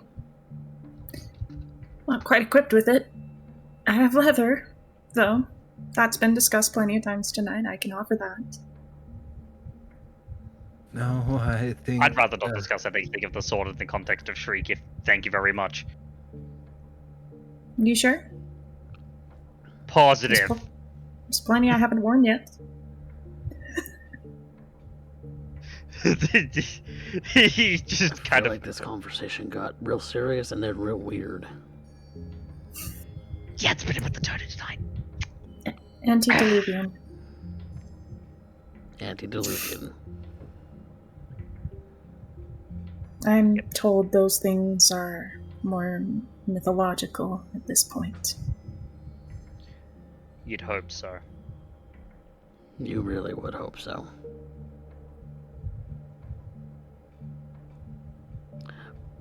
To put it simply, we fought one. And its minions. Oh, don't remind me of Christian. He was my friend before he got sucked into that shit.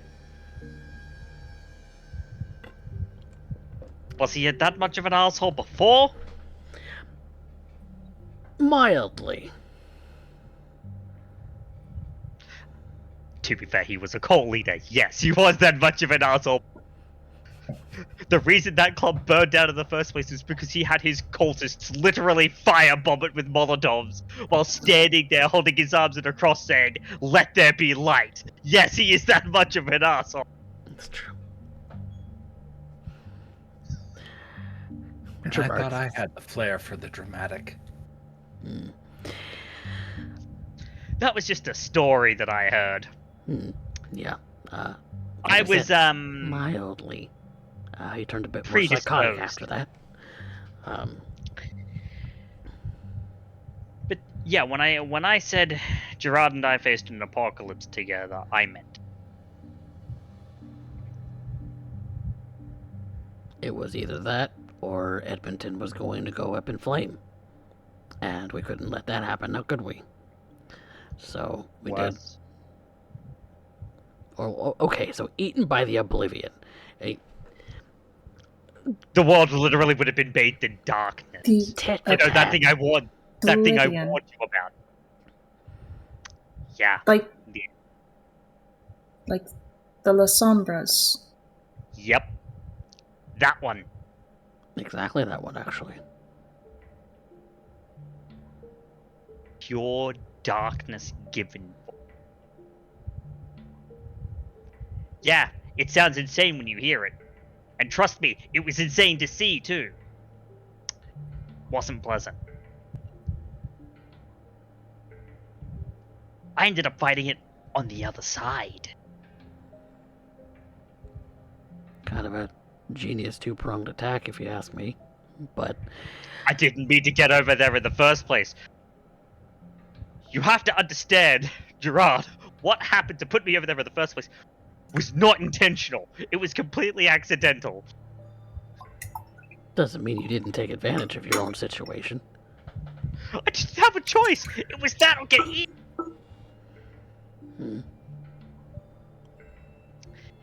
Yeah, as you can pretty plainly tell, this guy and I kind of went through the ringer. Literal hell. Although, frankly, I don't know if I'd call the Shadowlands hell. I'd call them purgatory, limbo, whatever you believe in, like a middle road. Not comfortable. So, would not recommend. Especially when there is a literally millennia old, ancient, basically god trying to devour your very essence.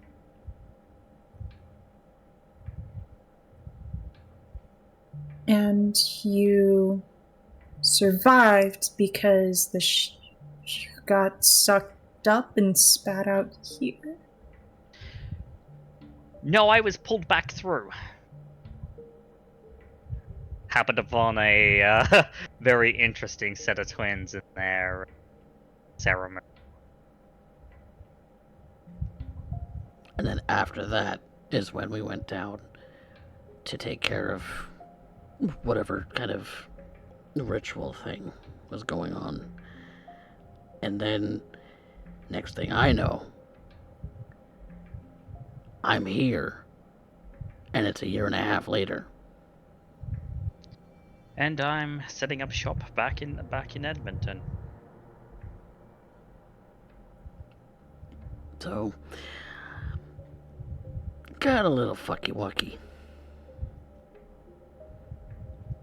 Which also explains why I never did try and Google you, because I didn't even know that you existed still. That does put a damper on things, I would imagine. Oh, okay. And that explains why you say technology is finicky, because now it's like how it's hard for La Sombra to work with it. It's a guess. working theory. Maybe. I don't know, just something. Shriek, you remember Caden couldn't use a cell phone at all. Yeah. Yeah. And I am also reminding myself that he himself is La Sombra, and now we're dealing with two people who claim that they ended up dealing with a antediluvian of the same situation. Yes, And it's crazy. The one that they thought that they killed. From the stories, I did a lot of research. They killed it. Yeah, They think- okay. They now I'm think sure- they killed it. And Maytag's coming right for me. Maytag. You mean Kane? What's the beef with Kane? Not Primogen business. Primogen business. I'm just trying to wrap my head around what's about to happen. You sound like you're. Look, bitch, let me explain, okay? It's really quite simple, okay? I start off tonight just wanting to end up spending some time with Anna, maybe go on a hunt, have a little bit of laughs, go about the business, end up doing what we need to end up doing to end up keeping this domain running nice and tidy. All of a sudden end up having a tall, dark, and suddenly end up showing up, and then end up having this whole situation where apparently cattle's disappearing. They're being brought into our domain. Have to go in over his place, and then finding out that his ex is actually in our domain, and that I almost got caught up in a lover's quarrel, despite on how much he really wanted to end up staying loyal to you. And I appreciate Mr. Broomhand or Von Broomhandel. I only now really come to understand the depths of your loyalty to your partner. I respect that, okay? Polygamy's not for everybody. But then it ended up turning into a case where it started in from that. Then all of a sudden I'm given a heart attack if it was still beating in a goddamn Bugatti. Okay? Trick.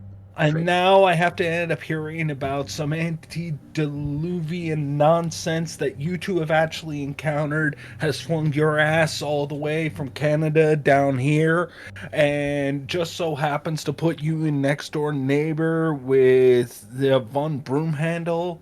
And now that's going on, but now I gotta end up worrying about a lot bigger fish while you guys are asking a lot of awkward questions. And I have never in my life ever wanted a tinfoil hat so much in my life. Shh, it's okay. He kind of puts his hands on your shoulders. I get it. It sounds crazy. I know he's hot. What? No.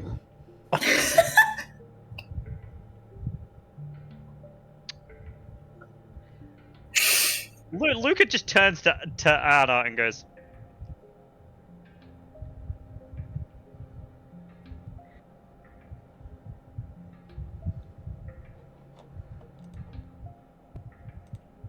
Look, any more mental gymnastics out of that one, I'm going to expecting that he's going to physically contort. I mean, to be perfectly honest, I feel like the entire night has been a mental gymnastic. So I'm with Shriek on that. it's it's not like it really all that much matters in this particular situation. It's just where we come from, and we're batshit crazy for it, and that's what you can chalk it up to. Whether you think that I'm nuts is really not the problem that we're facing here. I don't We- think you are. If I'm going to okay. be perfectly honest, at this point, we do know that we're here. I think the big question is, where are we going? Well, to put the antediluvian talk to rest, our actions gave it a new sense of humanity, a new sense of being, so that it didn't end up blanketing the world in dark, given that the sun still rises. It's who knows where, and frankly, out of sight, out of mind. Trust me. I don't think that's gonna make them feel better. Yeah, no. Now you're implying that it could be anywhere. And that does not make me feel better. We're just crazy.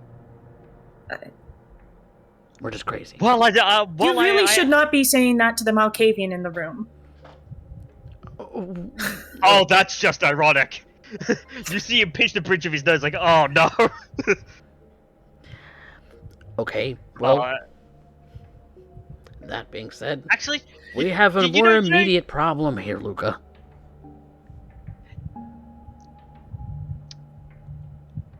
No, on the cattle, we're sorted. No, I'm sorted on that too. Where we'll discuss details later. Like you said, it's more along the lines of What are you talking about? If you need, we can. I mean, I know a few places in town. We can set up a restaurant. You all can have a nice candlelit dinner. Look. oh no, No, I'm gonna make this as clear as I. It's 23. it's 2025. I understand. It's 2025. You have. It's okay. We're well past those points. Oh my. I think you missed the bit earlier when I mentioned the name Adriana.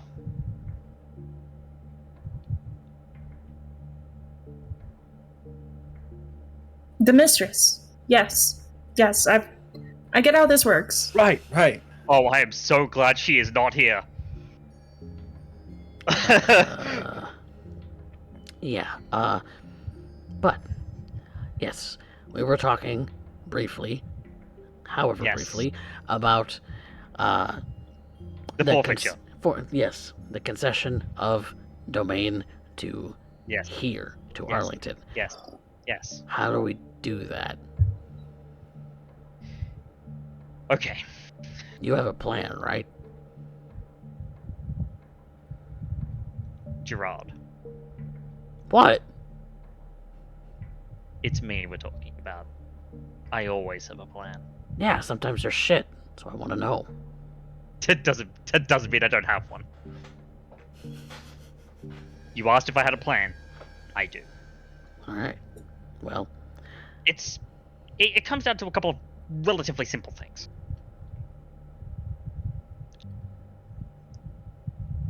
Building an empire in this day and age it's not really viable. It's a lot of bootstrapping that you can't really afford because it taxes you far too thin when it takes you so much to just live. says the guy who's got a private airstrip apparently on his ranch. You saw it too? I've seen it. I've been there. I was the I one know, taking the damn things. I know, but seriously, enough room for cattle, a barn, a restaurant, and a working airstrip. Yeah. And staff to staff it all.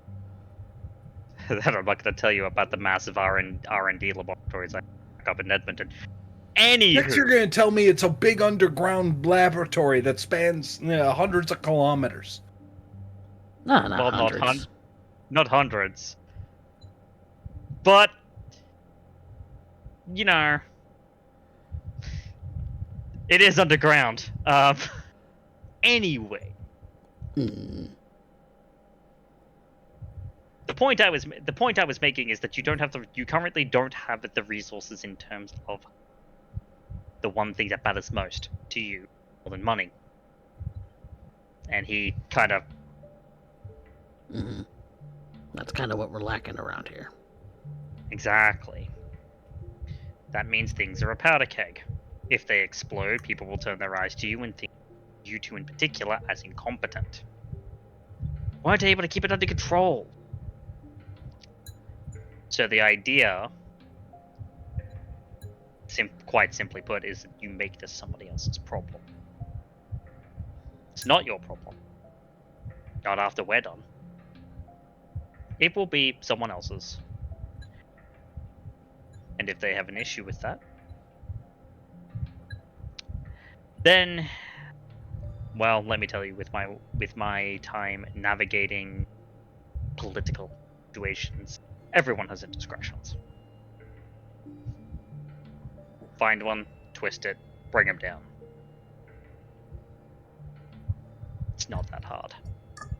And given how Prince Wolsey is a stern individual, put it, Mm-hmm. Mm-hmm. he doesn't really accept ineptitude. I mean, look what happened a few years back. I wasn't here for that, but I heard stories. As have I. There are ways to play on the prince's sensibilities. There are ways to get rid of people. So, Mr. von Brunhild, you're speaking as if you actually had a target in mind. Be honest. Not in particular. But it narrows down pretty easily. You see, you may have been cut out of the quote-unquote social dynamic, but you still have the title. That puts you quite a number of rungs above other people who hold domain in Dallas with problem. Can't go after any of your other fellow Primogen. That won't work. Too high of a target, you'll get shot down. But there are stragglers. There are people who are in much the same city, in the city proper, who probably aren't handling it quite as well. Don't have the backup of primogeniture that you do, even if it is in name only. You may not get recognized by other people, but the city has you. Doesn't have a choice. If they don't, they spit in the face of the traditions. Spit in the prince's face.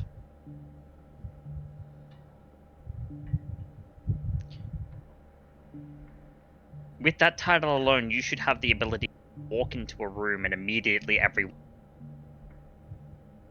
one false slip and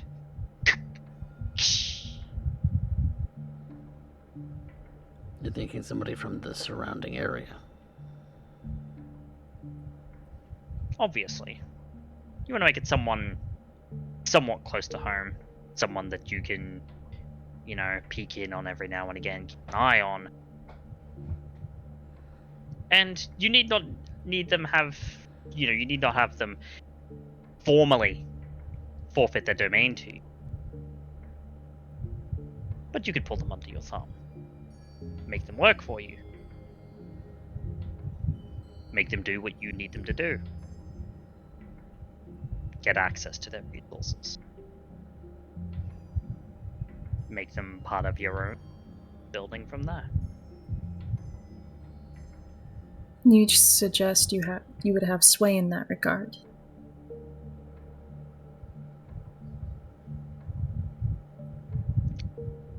I can tell people where to look for indiscretion.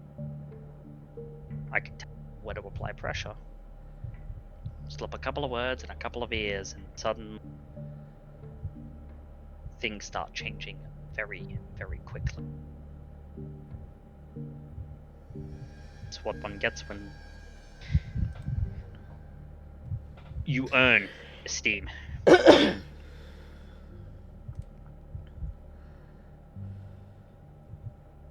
Given my support of other people's resources here in the Dallas-Fort Worth area, that ranch being a prime example.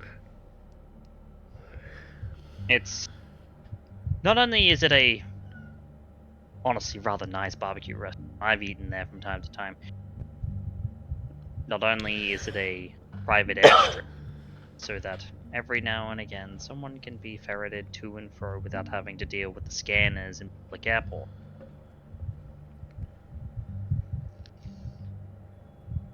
But it's a training facility used by a certain very well respected football team.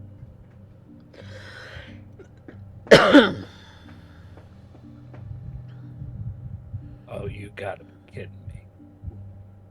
I think on that note, we're going to be right back, everybody. So don't go anywhere.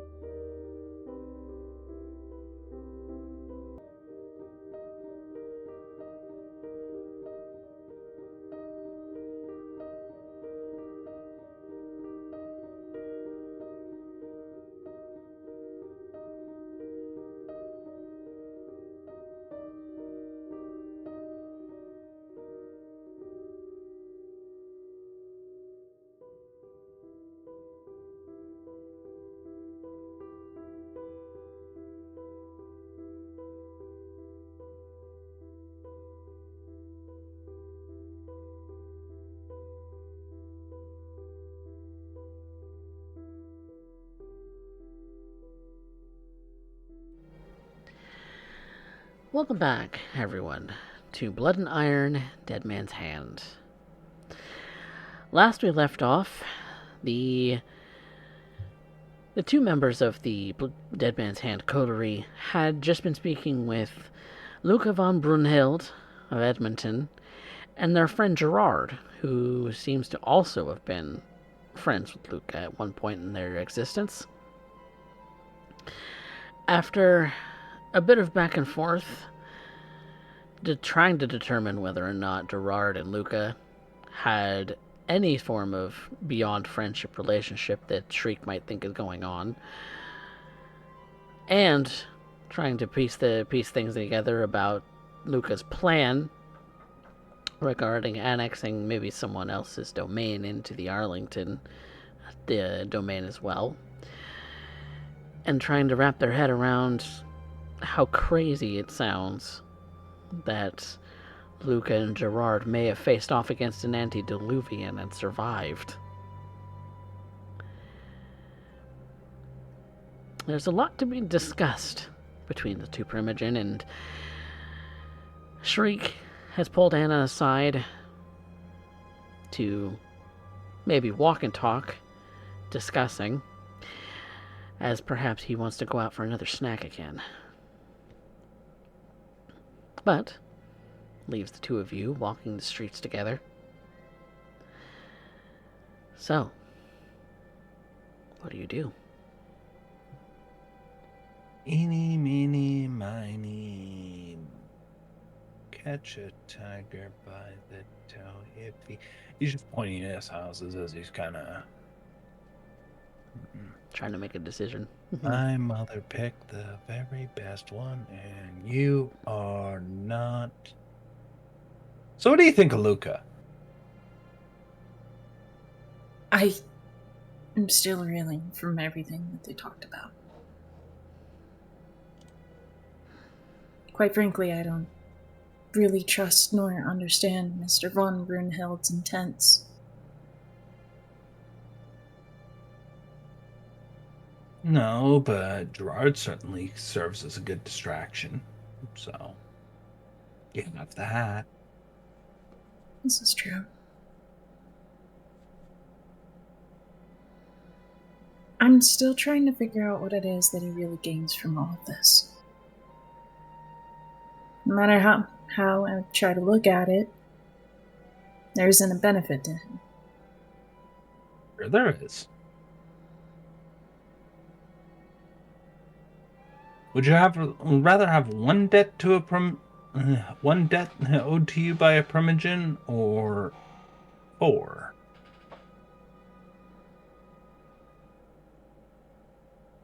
He's hedging his bets on whether, even if we don't keep our position, we're still going to probably owe him for something that he's going to end up trying to do. And it means that we're all culpable. If we no longer have the primogen title, it now means that each one of us owes him a debt worthy of a primogen equivalent thereof. He's not betting, despite his words, he's not betting on us. He's waiting for us to screw it up. He just knows we're in a bad enough position. He grabs hold of Anna's hand and starts pulling her a little bit towards a particular house, probably a duplex or something like that. And reaches into a small satchel at his side as he pulls out a small leather case that seems to be affixed with tools. Yeah, that one should do.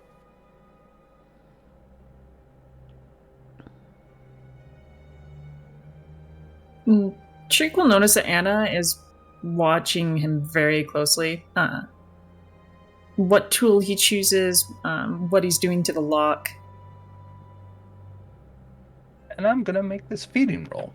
Yes, because I will want to know if there's somebody here who spots you, or if you are successful.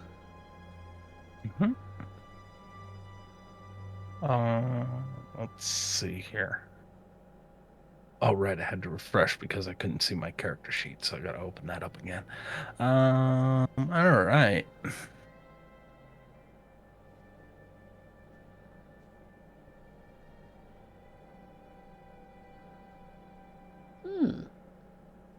Just enough. This one seems to be it. Nobody's watching. There's nobody around. Perfect opportunity to slip the little tool into the lock. Give it a few good taps on the inside, and presto. Door opens And without a hitch. he just kind of brings Anna by the hand, kind of gestures for her to be quiet. And Anna will go ahead and use Silence of Death. She makes no footsteps sound at all. If she were breathing, you wouldn't hear her breathing. If she had a heartbeat, you wouldn't even hear that. She fiddles with something on her clothing. You don't hear it. Oh. She twirls her hair. In the dead silence, you don't hear it. I make my way upstairs into the bedroom. Creep alongside and just kind of look over the person who's sleeping. It's a woman. I'm reading. Not my type, but sure. And I reach down and bare my fangs and start to drink. As soon as the bite takes hold, I kind of just bring myself into a laying position, almost spooning with them in that regard. Taking in their body heat, taking in, well, their essence as I start to end up feeding. I do so slowly. I like to take my time with it. Kind of looks to Anna in that regard. Gesturing, there's plenty of room for one more. Anna, you would also know that perhaps this is an intimate moment that Shriek is sharing with you. You know that Dr. Vale has said that feeding is a very private matter between a kindred and their prey. That sharing what you do to feed is in a way a sign of trust, but also can be leveraged if you stumble upon it and they don't know. Knowing habits, knowing when, where, how, and why they do what they do.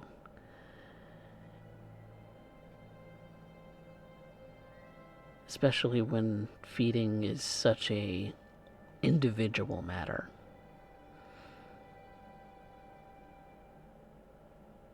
Perhaps he's sharing a part of himself with you. The how, the who.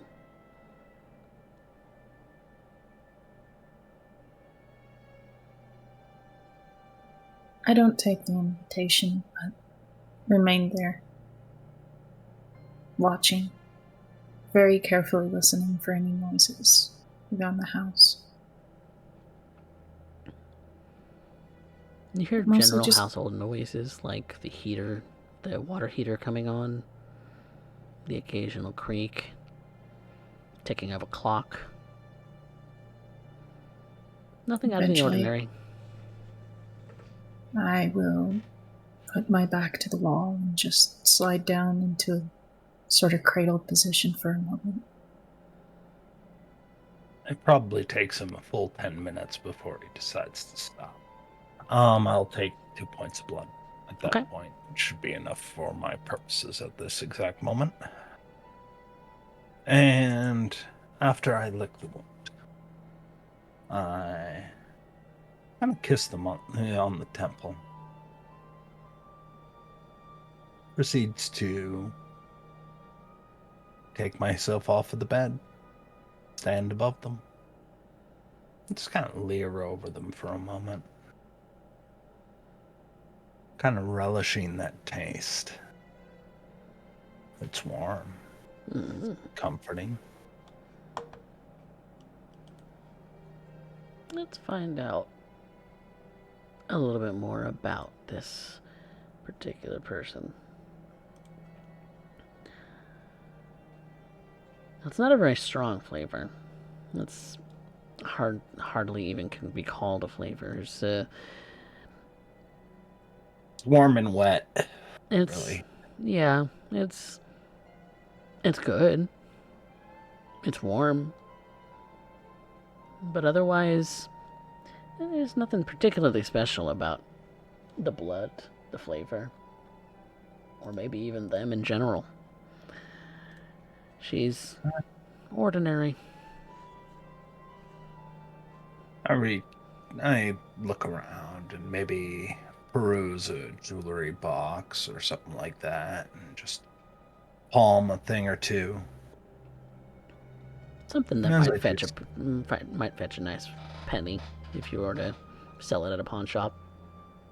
I look over old photographs and I just kind of study them. I eventually move out into the hallway, double check that this person lives alone. If not, well, They do live alone, but it's and in the photos, you see that maybe they cared for a sibling, younger sibling at one point. But that photo's kind of old. Maybe that younger sibling's moved out. As soon as I finish up, I get to the hall, start walk down the stairs, and turn to Anna.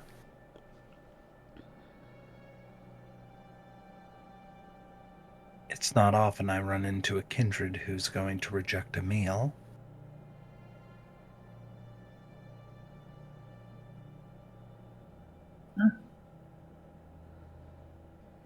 It was yours.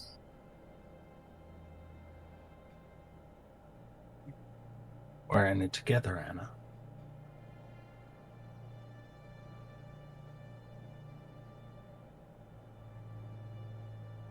I appreciate it.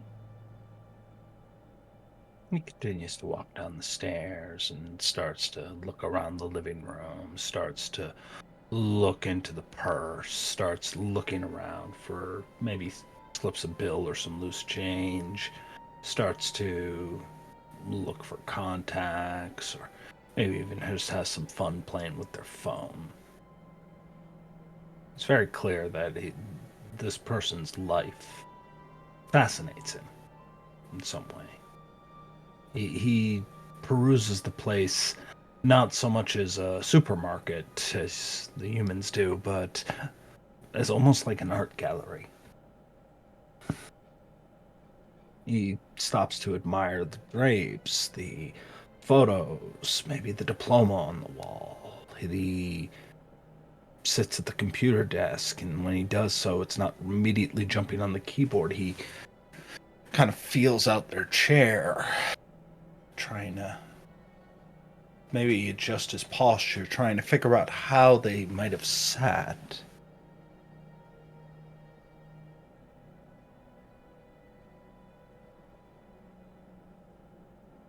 And I'm just going to do a quick investigation roll while I'm at it. Yeah, let's see what all you can find. If there's anything of note.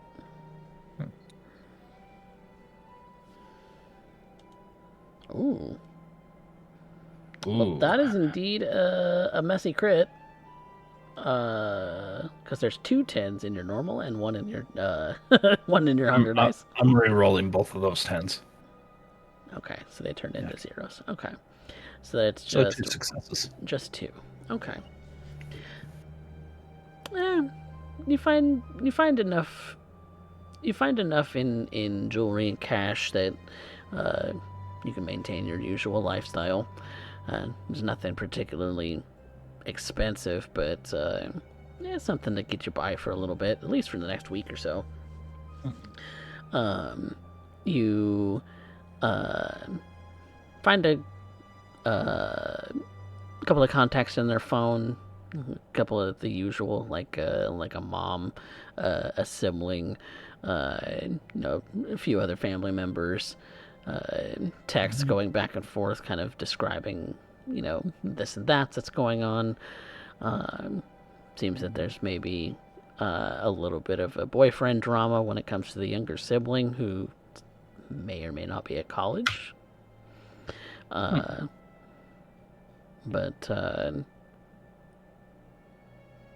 there's mentions of this person being the person who was sleeping being kind of like a teacher. Their sibling being a college student, and their college student boyfriend on the road to being a successful doctor.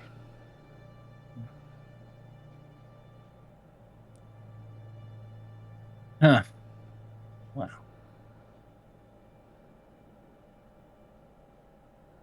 Probably blowing the prof to end up here scoring extracurricular activity points. Oh well. He puts the phone back to where he found it. Kind of just walks into the kitchen and pours himself a glass of water. There's an assortment of open bills on the counter. There's a couple of dishes in the sink. There's Nothing of any kind of any particular interest in the kitchen either. It's just the usual that you would find in a home. He kind of pulls a chair out, sits at the kitchen counter or kitchen table with a glass of water. Gestures for Anna to do the same. She'll go ahead, take a seat. I like this house.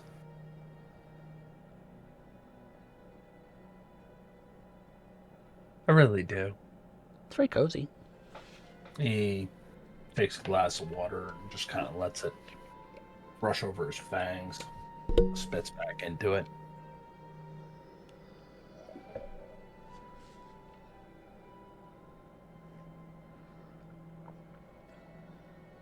Their lives? Oh, go ahead. Do you miss it?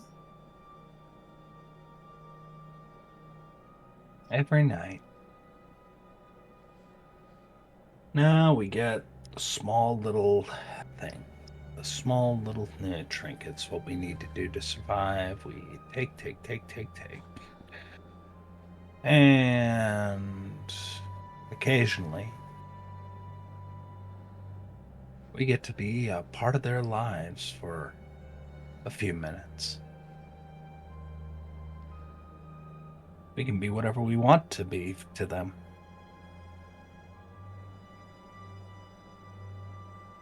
A cheating lover, a advisor, a leader, a follower, family, friend, enemy. You'd be amazed on how many people actually meet a real enemy now and again. Something that puts all the bullshit into perspective.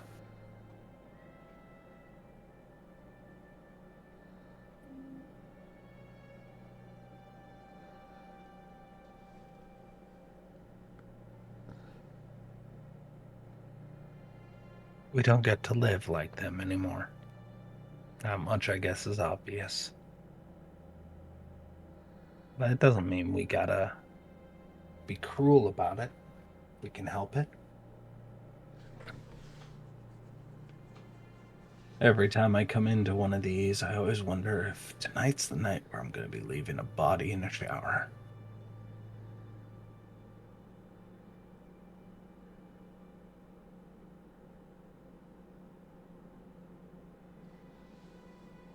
Didn't have to do that tonight. So I guess that makes this one of the good ones. I'm glad you were here to see it.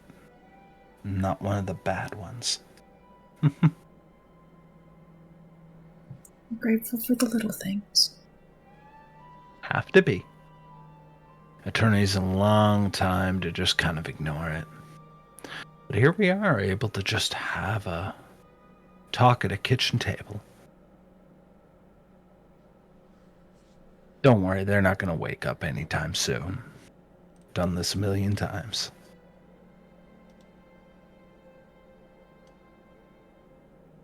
With the anemia, I'm sure they'll be sleeping past their alarm.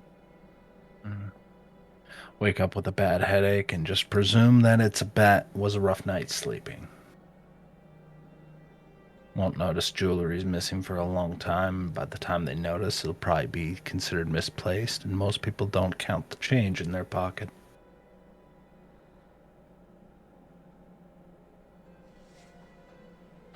Not saying it's acceptable, but what am I gonna do? Get a day job?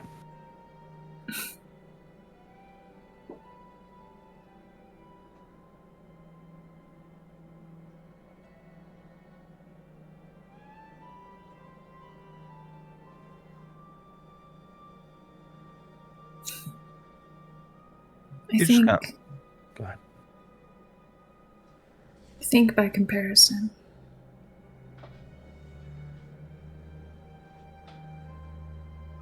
I don't know how every other kindred does it, per se. And I remember some time ago, You told me that we just have to learn how to stay close. But protect the distance as well. Easier for some than others. You think we're bad, you should see on how bad Toreador get.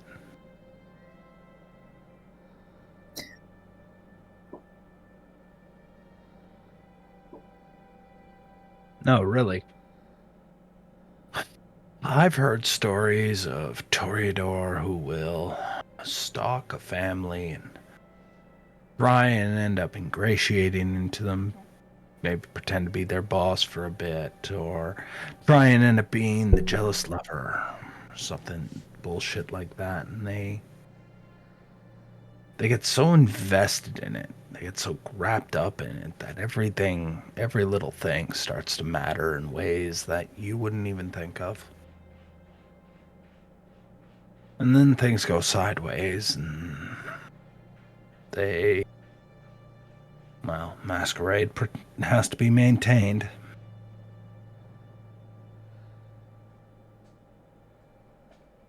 Is that just with Toreador?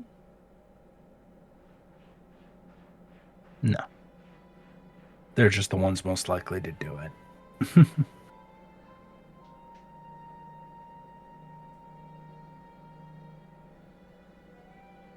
No.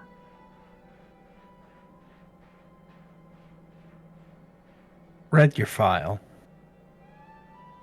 Figure you should know that.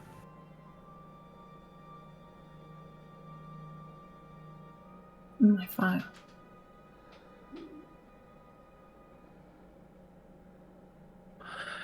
Needed to know if I was dealing with a wolf in sheep's clothing or if I was dealing with something worse. We only just met. And I think you know dealing with Malkavians is tricky, even at the best of times.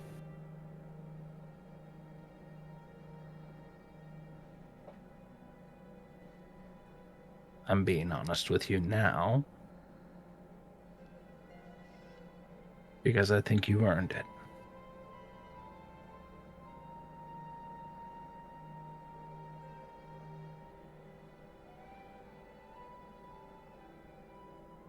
I truly appreciate it. I feel very naive. I didn't even realize I had a file. It didn't occur to me up to this point. If it helps, wasn't easy to find. And it's not an official record.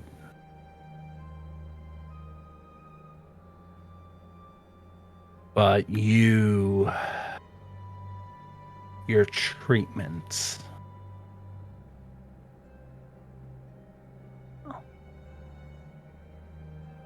I guess, especially when was your age, I would have liked to have somebody to end up helping me out through those times too. Figuring it all out. You're lucky.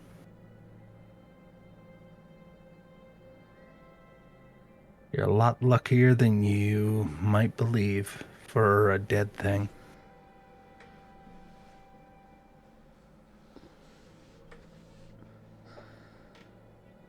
Like I said, it's the small things that you have to appreciate.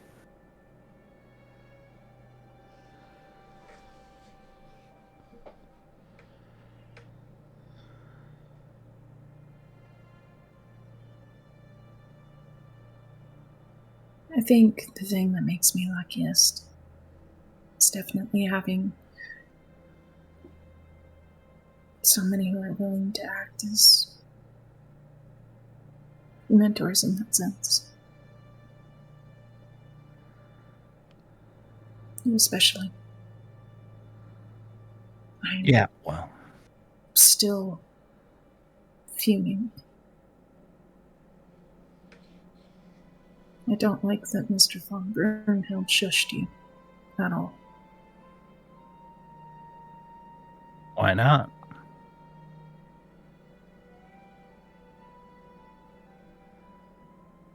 It's disrespectful. It would only matter if I gave a shit about their respect. I'm not Maytag.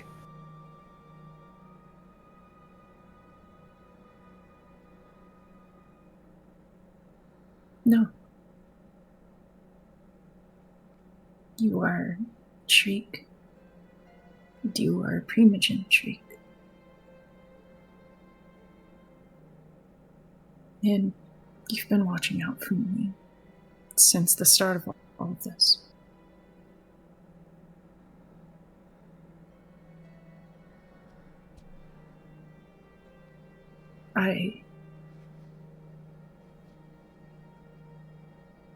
Not to worry you per se, but I pay attention. I see your unjust treatment falls towards you. And I would very much wish to do more to disengage that. The fact that it happens means it's not happening to you. That's enough.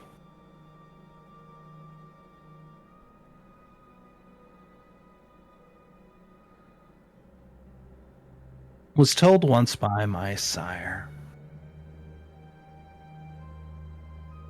Malkavians need an iron hand in a white glove. Stern, but soft at the touch. They'll bite eventually. There's no reason to rush that. It's better to give them a chance to breathe their own. Get them to understand what they are. Sire figured I'd probably be paired off with the Malkavian. Sure enough, she was right. So that's what I do. Because I know how dangerous you can get.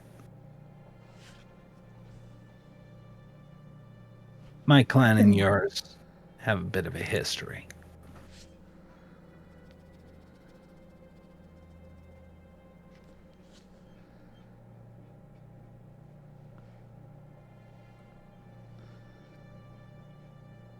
Maybe so.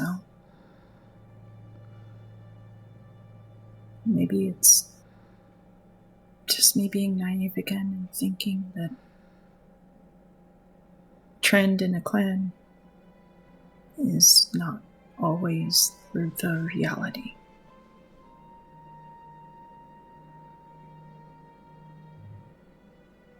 Maybe. Myself.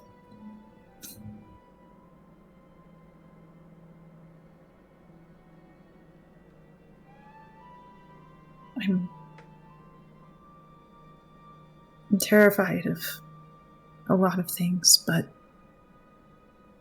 it's mostly because I know what I don't want to be. A monster.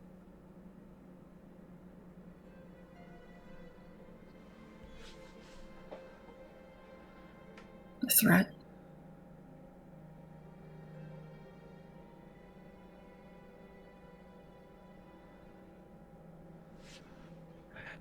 Tell you something some crazy 2A chick once told me, and didn't really think of it much until I was already dead. Silly me. You're dangerous. That's just a fact. It's like you're built out of dynamite or nitroglycerin. Okay, that's just what you are. It's what I am. It's what Maytag is. It's what Alex is. It's what Broomhandle is.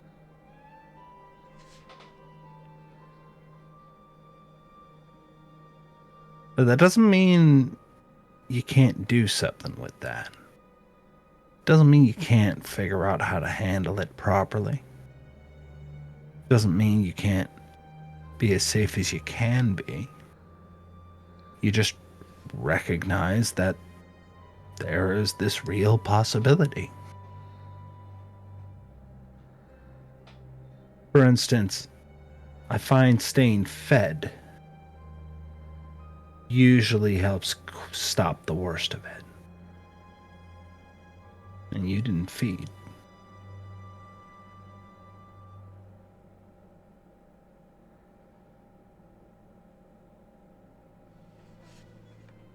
I have complications, man. What kind of complications?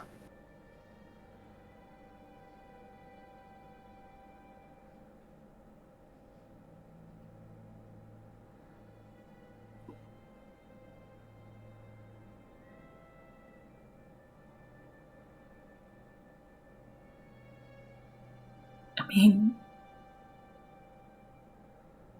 you've seen the type of people I surround myself with. If you've seen my record, you know where I go. Junkies, support groups. But I've never seen you get the shakes. Not like the way the junkies do. It happens. I just don't show it. Smart. Don't let them know.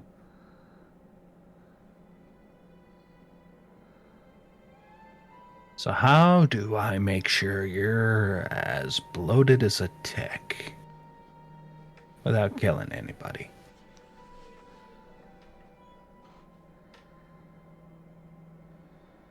I'm not built for interacting with kindred, but I understand people.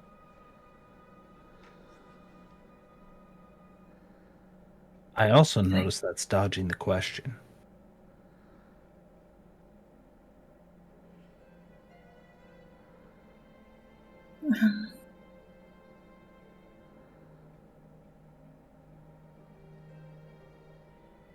I'll have to think about an answer.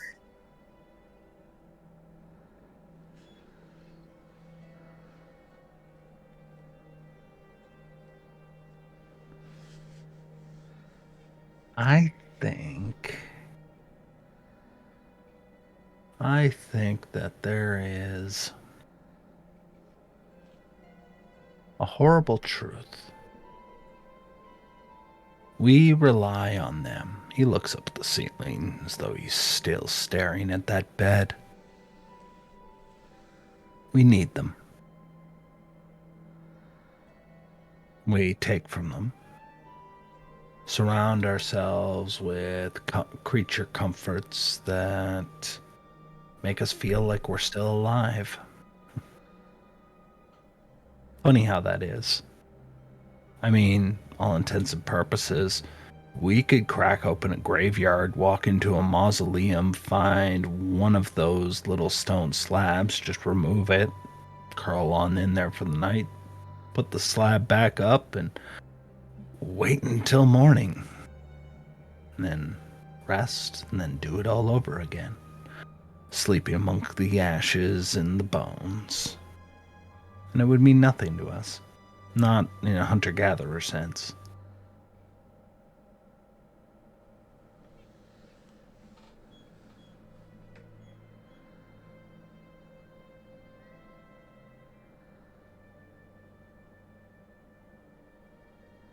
So why do we do it?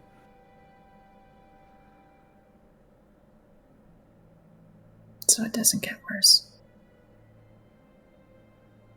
So we don't harm people, so that we don't lose control, so that we can wake up the next night.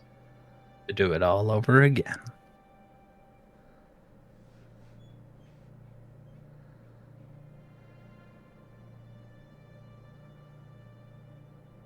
You don't want to become a monster.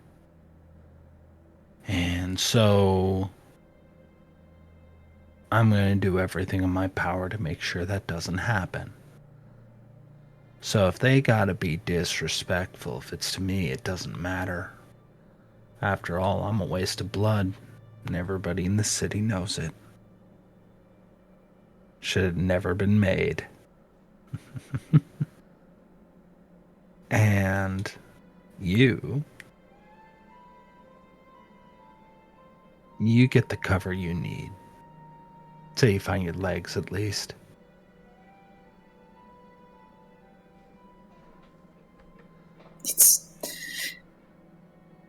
It's not something you want to cover. Not for me. I don't think want ever came into the equation now, did it? Shriek. You can't cover for me for that. Not feeding. Just...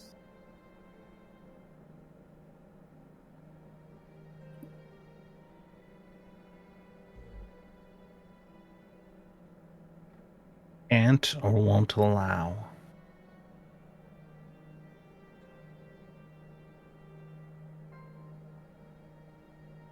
Can't. Because if you do, it's just... It's just one. It's a risk I don't want you to take. Why would it be risky to me?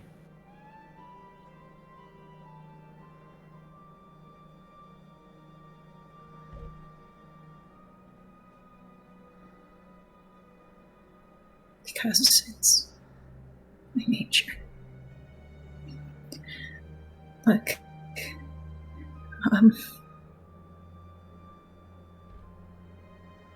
I'll stay in control. I'll keep things handled. I can do that much. But it won't happen again. Nothing like it will ever happen again. I want to stay quiet. If you're I can really promise good. that. If you're really, really good, you might be able to delay it for a little bit.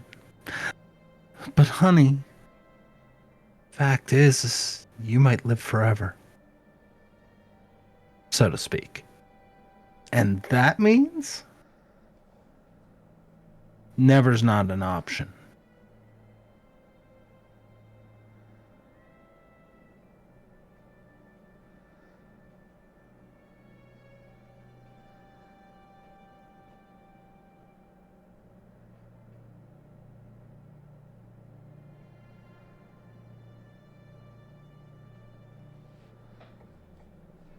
They have to want it too, Shrink. Can't just do it. They can't. Did you just say they?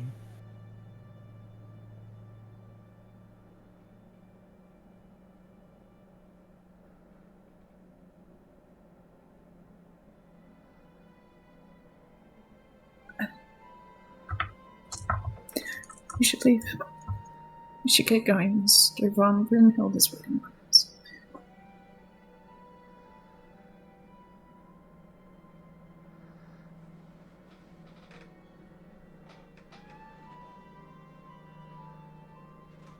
Guess I was right.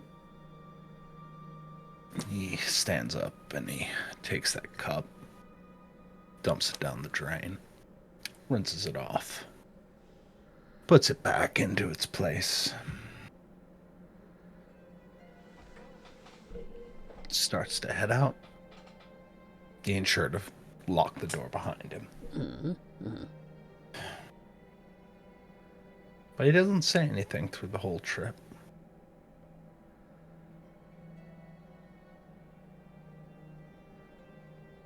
Kind of walking back together in silence. He's not initiating anything further.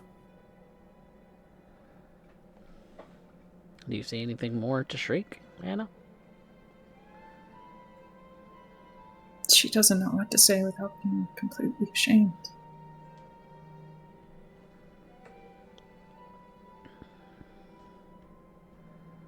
What's going through your head as you're walking with Shriek beside you? I don't know. I don't know what I'm supposed to do here. I can't just take from people. They have to agree to it. They have to, because I have to earn it. I have to prove I'm worth it. And that's not something that you just do. You can't just grab onto them and take from them. That's not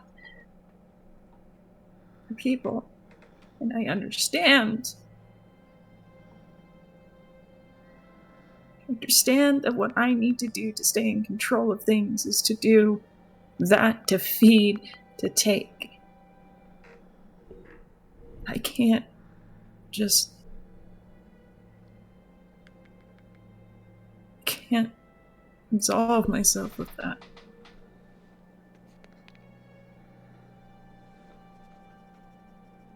I don't want to. Because in the end, this is the only thing that feels human.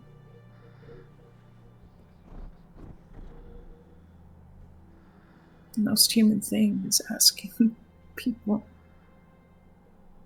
to allow me to take their blood. To ask permission.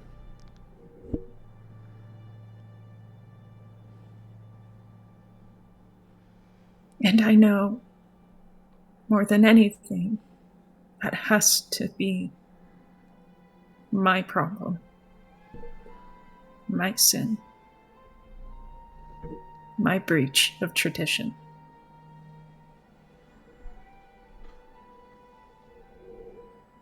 I can't let anyone else be involved in that.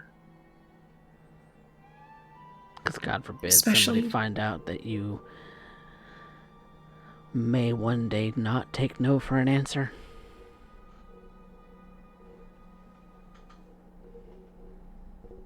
I can't. After everything Shriek's done, I can't allow Shriek to be complacent to a masquerade breach. Or even be able to take any heat from that.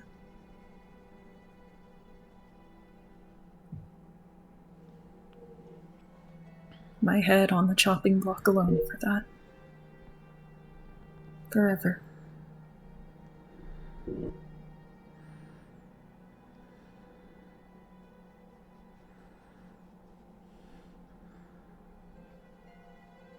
Shriek, what are your thoughts?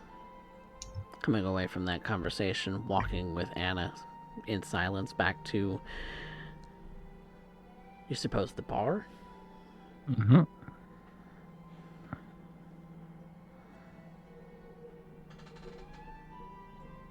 Well, what am I supposed to feel?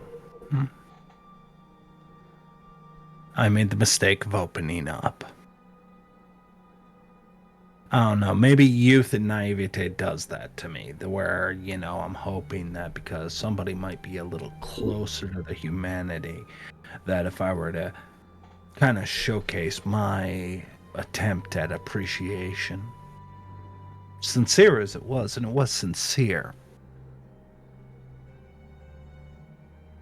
it's a roadblock. You'll get cut off at every turn. You just get shut out. You try and help, and they tell you that, hey, you can't. Just like I couldn't be Primogen either. Or couldn't end up finding some way to end up integrating back in a polite kindred society.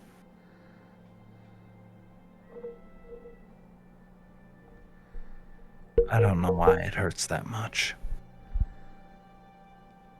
Maybe it's a betrayal of trust, or maybe it's something else. But at least you feel it. yeah. And I want to end up looking out for her because who else will? I'm with her more than her sire is these nights. And we're a coterie. And I'm supposed to end up looking after my coterie. And I'm the most experienced one of them all. Then again, I'd make a piss poor sire. Didn't have a good example of it going up. And I've been winging it with the twins, who it's very clear that they're ready to end up turning this whole franchise on a dime.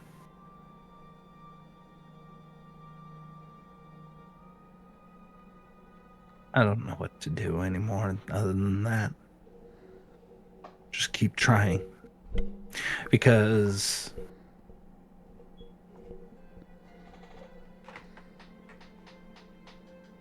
I got all these kindred waiting for me to bring home good news, to end up to saying you don't have to worry about starving, you don't have to frenzy. Have a nice orderly domain. And somehow continue to pretend like I know what the fuck I'm doing. And then von Brunhild. Yeah, I know how to say his name. Von Brunhild, he just comes in. Let me show you, I can just on a whim make your primogen title mean something.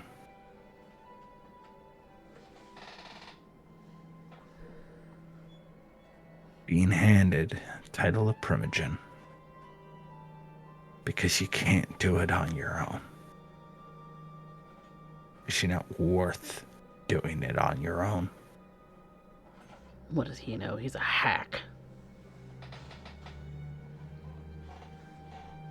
He's still better at it than me.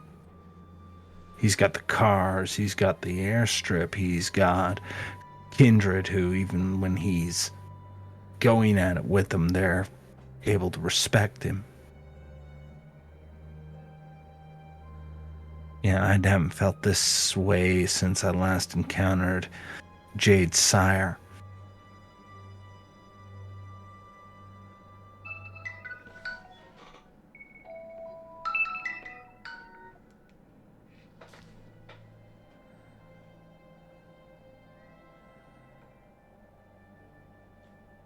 What was his name? Eugene?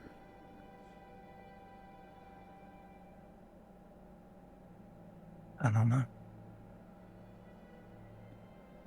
My mind's just lost in thought. Unable to keep a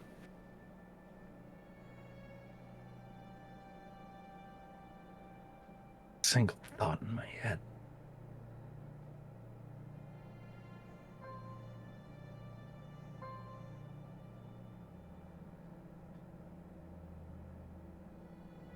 I'm just trying to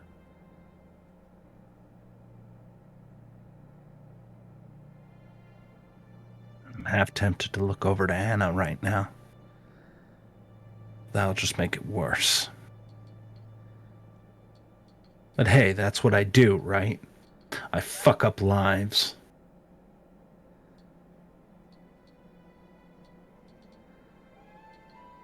Starting to get pretty good at it, too.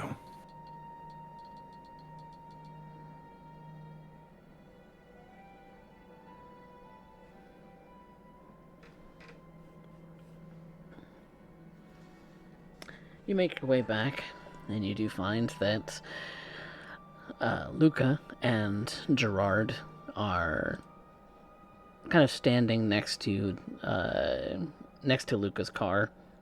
Kind of just seem to be casually talking about something as you're walking up.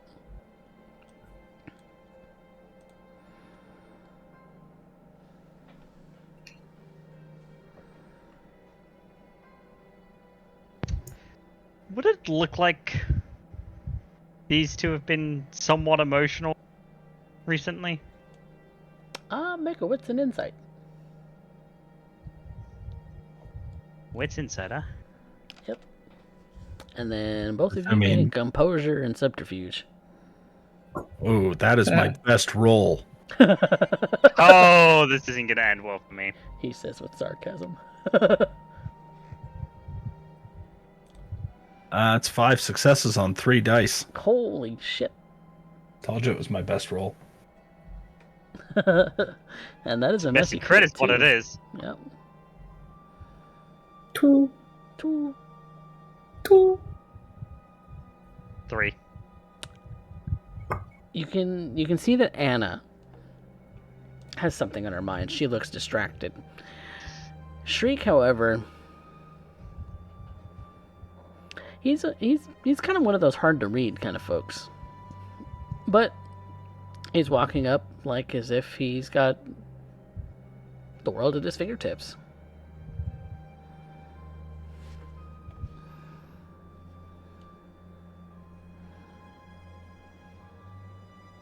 Well, with the door I'm gonna open, if you please. Right, he might just.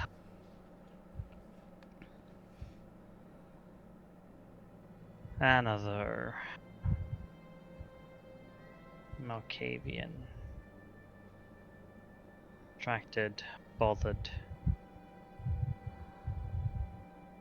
But not in the way that Malkavians usually are.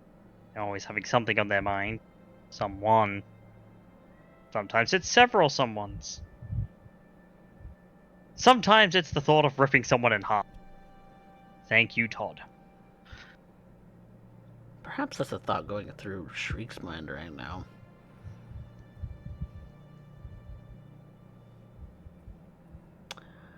Since you did messy crit, Shriek, you do have a compulsion. But I also think the Nosferatu compulsion would be applicable here. Where you need to find some kind of dirty secret to quell that little need for knowledge in your head.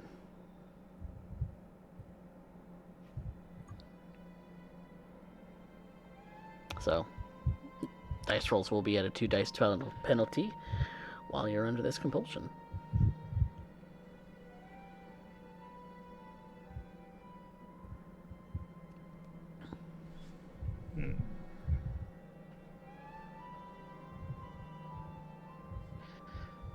All squared up, you do? And he would look over.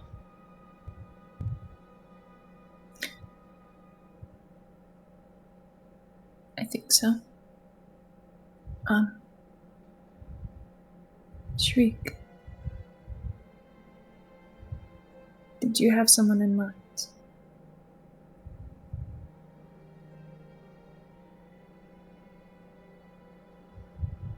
Dr. Ian Keller.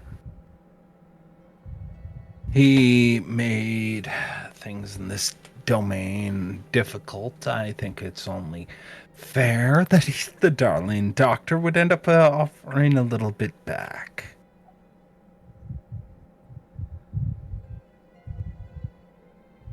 Call it recompense if it makes it go down smoother.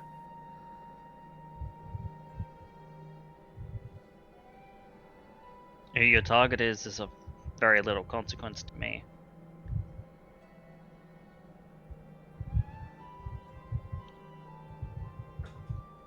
It's obviously not going to be me. Can't be me. Because there's nothing out here for you.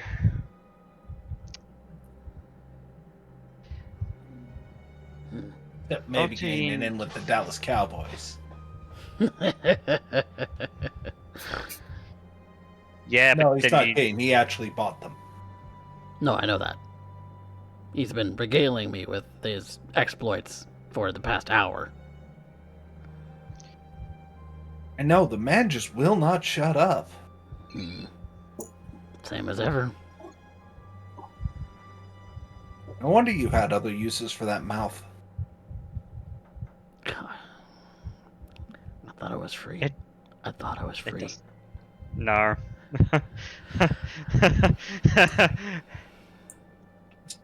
It's been on my end all night. Enjoy that, Gerard. I thought you were on Truly. his end.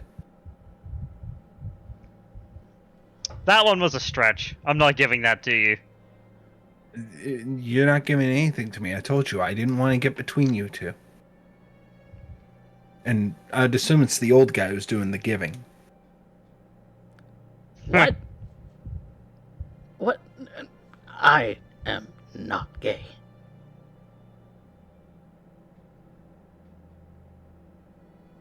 And he's not either. Just the last I checked. Certainly not. You know what, Gerard? Mm. Next time I come down here, I should bring Adriana with me. Oh, I think she'd have a field day with him. Oh yeah. Without a doubt.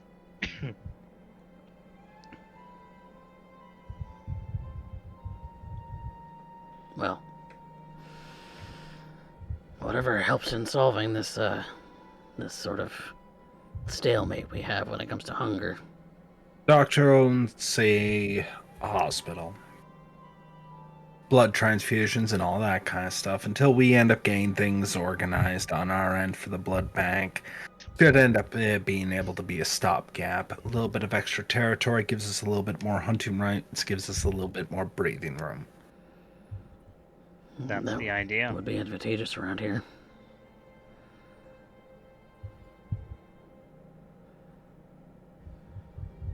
That's what's to be provisioned, and that's the target. Okay. Well, I suppose you have your job ahead of you, huh? Look forward Yes. to hearing on how you're going to clear this with the court. Who said anything about the court?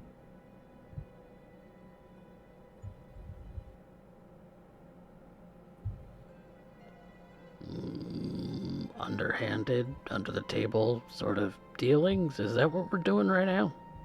Oh no. It's all under the table, Gerard.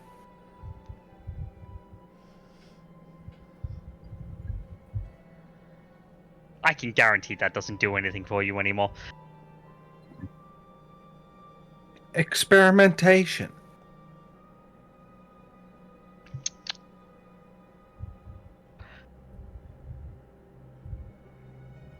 I don't need to be the one to push anything to the court. Yeah, I think that's All I need. kind of your job. All I need. No, all I need to do is pluck some strings, and other people will do it for me. Must be nice. The entire point is plausible deniability.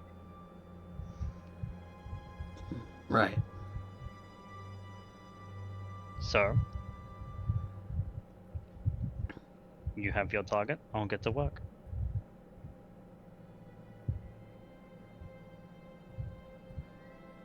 Does that conclude our business here then? I'd say that it does. Gerard, beautiful established. So glad to end it, me and Luca. You two should spend more time together and catch up. Old friends need to end up doing that from time to time. And City can get...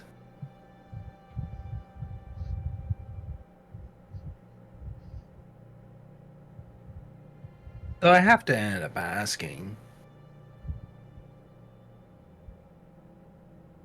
how do you have that kind of pull in court?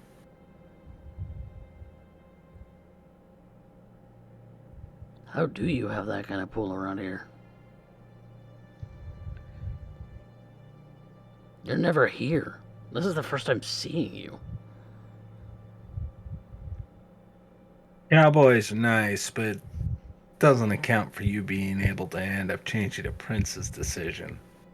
Not that easily. Not enough for you to end up doing it as a favor off of who's stealing cattle.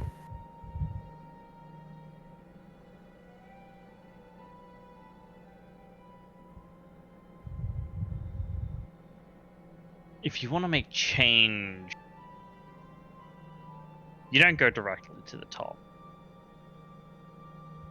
It's like Icarus flying too close to the sun, you'll just get burned. especially with Wolsey. I never want to get close to that man. Yeah. I think he'd have it out for me just for being brouhaha. I'm lucky I haven't been scourged.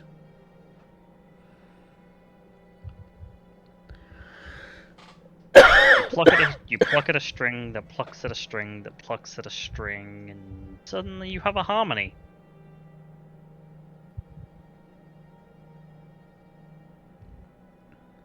A ripple into a tidal wave. Just need to know where to push. And I take it that means you know where. I know people who I can talk to.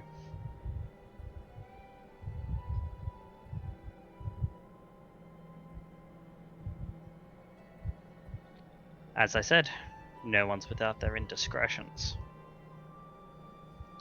No one in any position of power doesn't have enemies. Or skeletons in their closet. Exactly. And Warzy, being as he is, doesn't really abide it most times.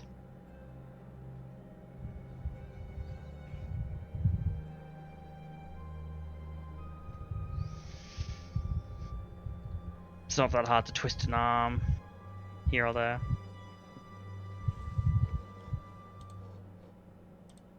It's not that hard to make someone think maybe that person shouldn't be in power anymore.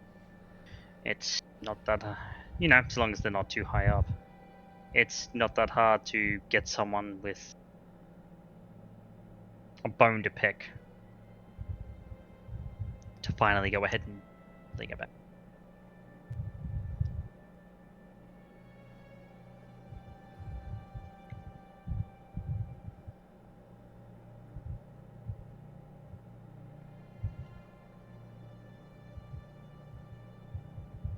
Well, I guess that's gonna have to suffice for tonight. And since you have so much to carry on and our business is concluded, Anna, you might notice his eyes shift to you momentarily when he makes that last part of the statement. I guess now's the time where I just simply say, Toodles!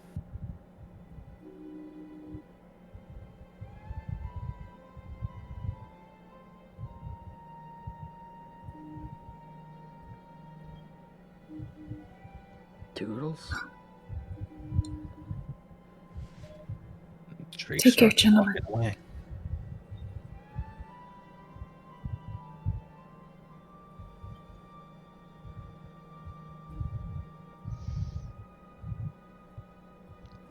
Luca, Shriek says that.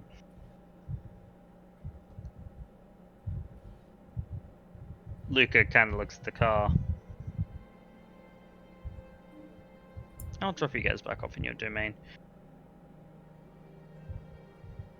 Kind of already are. Unless there's somewhere else you need to be.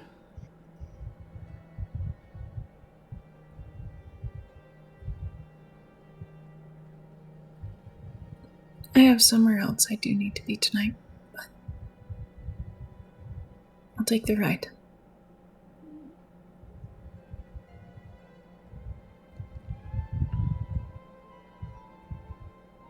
Well, Shriek, you need me dropping her off anywhere? I think as he turns, he'll realize Shriek has completely disappeared. Oh. Sneaky. Sneaky one, that one. Tariador, don't do that. He mad like Luca Bams for us. Go on, I'll drop you off where you go. Catch you around. Please Luca. Please don't round the corners too quick this time. We're on actual roads, I'm not gonna do that. But Yeah, catch you around, Gerard. This time don't be a stranger, hmm? Well, now that I actually have the ability to not be a stranger,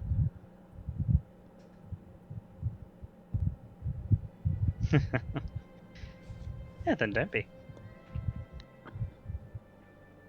I'll be in contact. And he'd actually go over and open the passenger side door for Anna. and Gerard makes his way back inside the bar.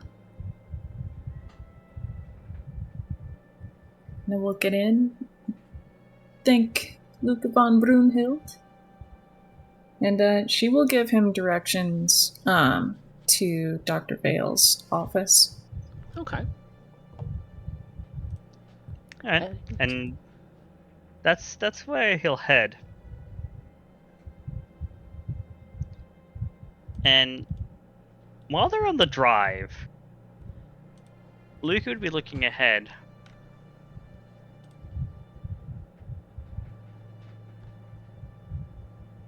But he does actually speak.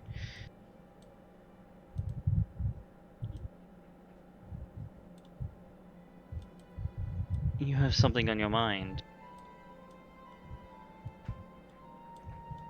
Penny for your thoughts. Pick any of the subjects that you've opened up tonight. What isn't there to think about?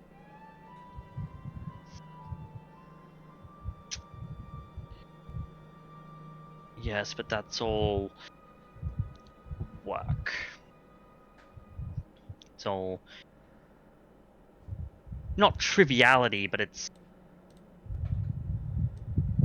a mire of minute. And I can tell it's not what you're distracted by.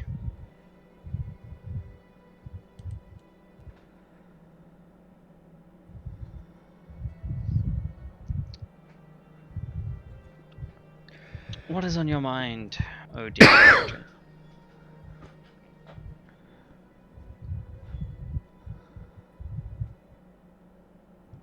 If it meant to protect someone, would you lie to them? Even though the truth was important.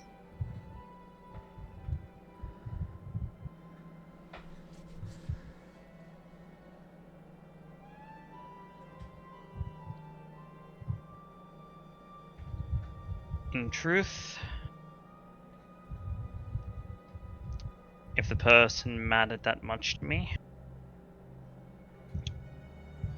I would do whatever it takes.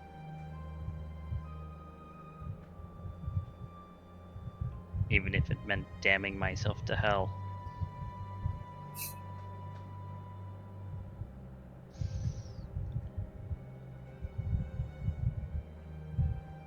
And I think that makes two of us.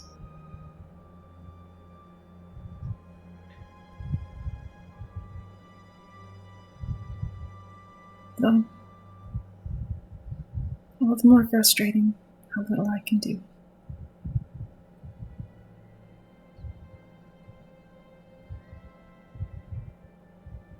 And she looks out into the city.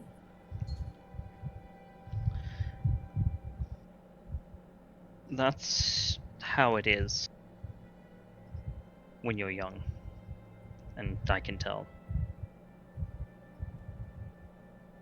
I'm not much older, truth be told.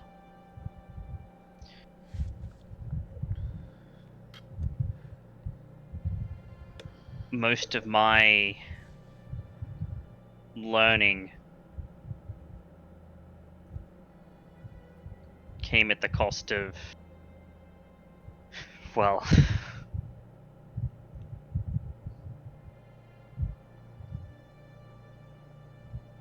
fighting something out of a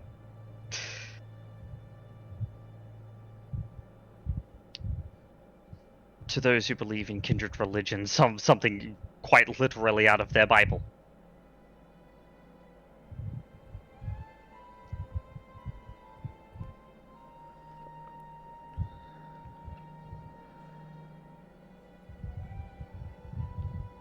And I gather the feeling that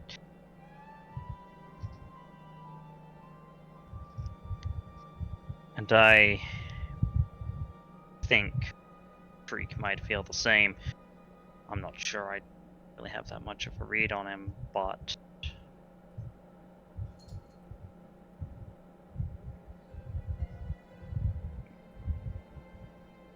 as you said, you don't feel like you can do anything, or that you can do very little. And you've been thrust into a situation where the world is expected of you. The bright, shiny lights and golden plaques of being Primogen.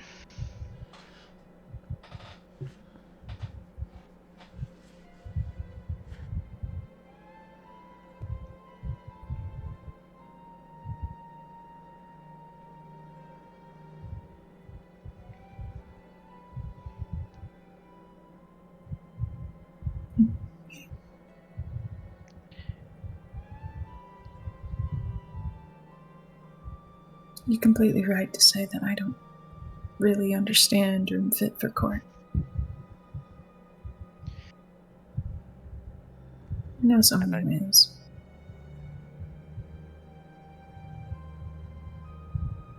Maybe.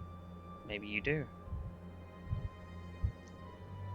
But being picked by the prince as a member of the Primogen Council,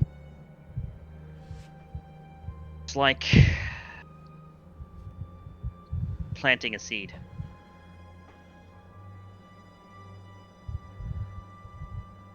You can control where the seed is planted. You can control how it grows. But it's only going to grow into one kind of plant.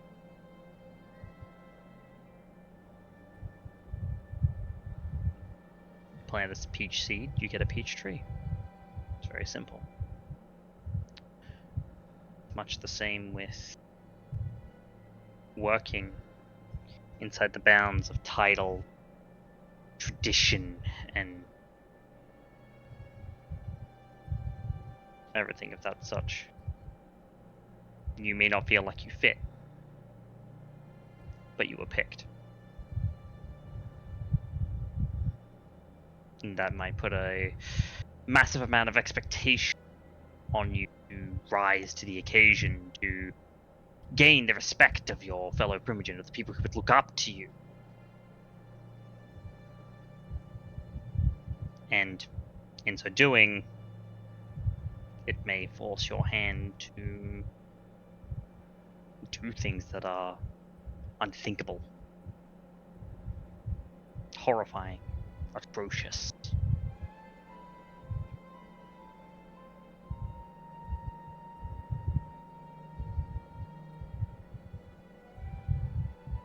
It's somewhat why I have an interest in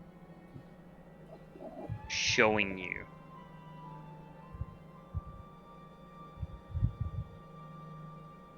because I'm not going to teach.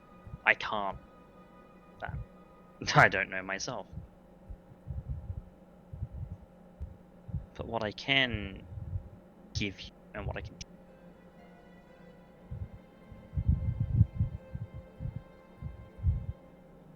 given what you've been given, depending on which way you want to look at it, you could say burdened with, you could say blessed with, you could put it in any number of different ways. But you've got it. And so all I can teach you to do is how you gain respect with the people that matter in the city. The people who have established themselves, who consider themselves the movers and shakers.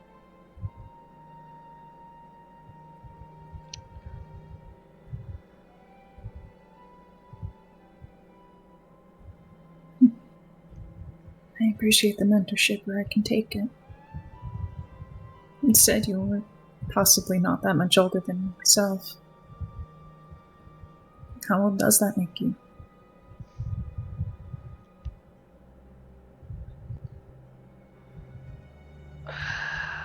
time is a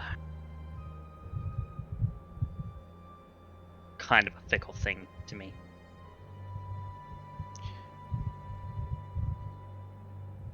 I was across the veil for so long, but maybe so little that I don't even know how old I am anymore.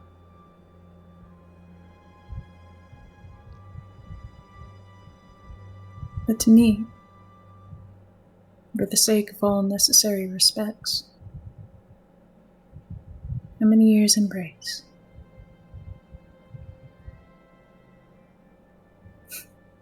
I've only been embraced 2. Which makes this all the more silly.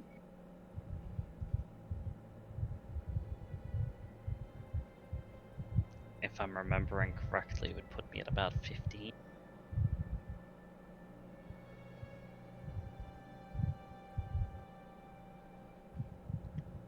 If my assessment is correct, it may not be. Said the other side is a horrifying place.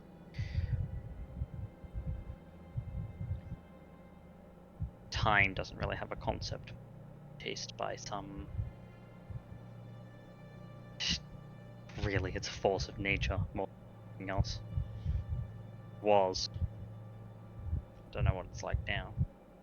Frankly, I don't care to know. The further it stays away from me and the further it stays away from everything else, the better. At the very least, it has enough understanding of humanity now to not devour everything in its path.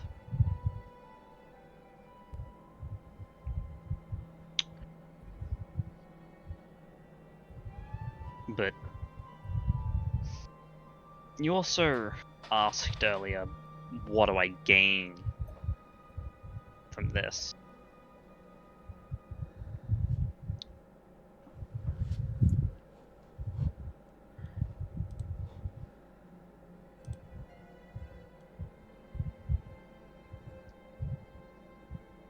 I don't gain anything more than setting things as they should be.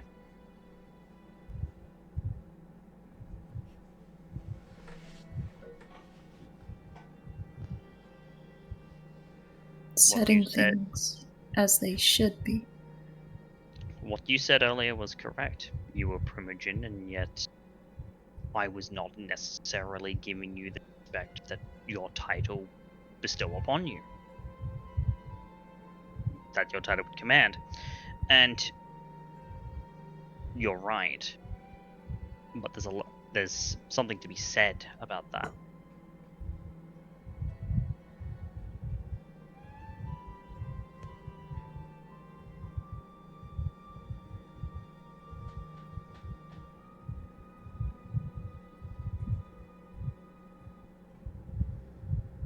Well, You can't very well demand that respect without a certain level of gravitas to put behind it.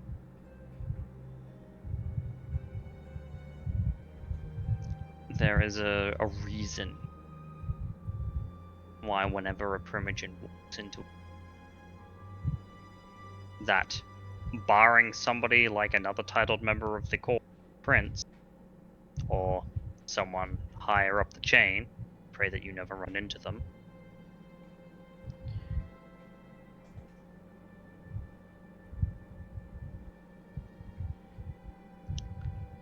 whenever they walk into a room, all eyes are on them. They hang off your words. For you are one of the few who has permission to cut and leave. Or that's how it should be.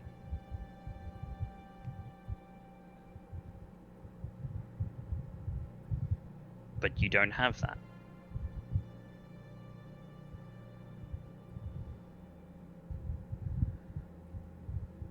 And quite frankly, I could not in good conscience give that to you if you yourselves are not worthy of such things. And I don't mean worthy in some sense of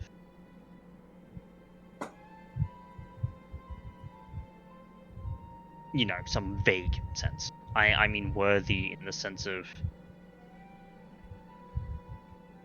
simply walking into the room wielding that gravitas. It is a weapon as well as a shield. And this is something that I personally cannot abide. And so befits my standing as a member of the esteemed Clan Venture.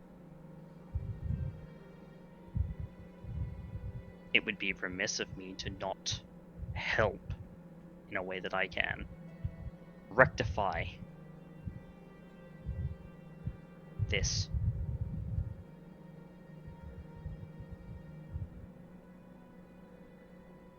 So that when the time comes that you truly need it,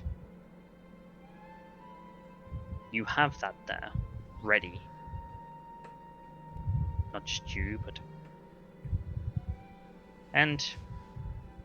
I believe there were more of you. There are more of you, yes? We've been busy these nights.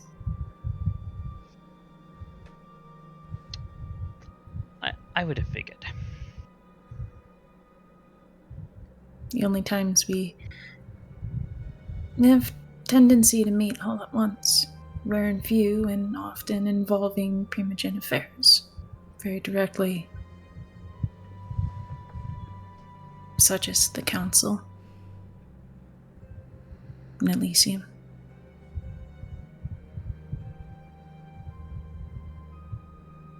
Perhaps that's part of our problem. Still lack the capacity to cooperate as a group.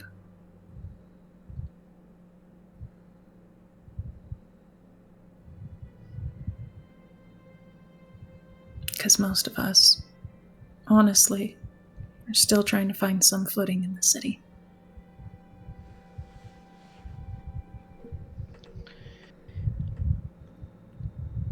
And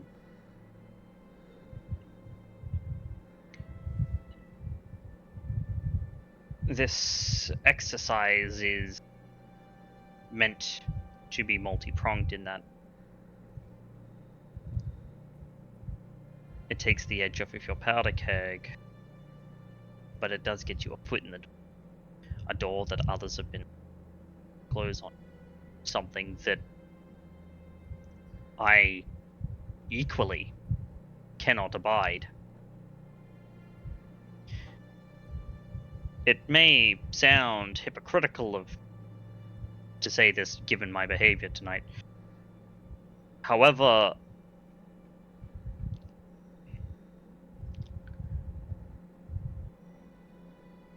I did and do what I do not to shut you out but to make a point.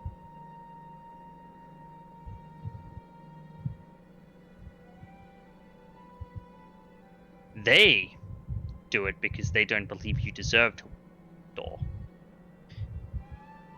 They do it because, if I'm to be honest, an entire coterie as a Primogen is something that they would, quite frankly, be rather scared of. Because again, you're talking multiple sets of hands versus one set. That set may have decades more experience and additional abilities that even we creatures of the night would consider to be unnatural. Even to us who are unnatural. And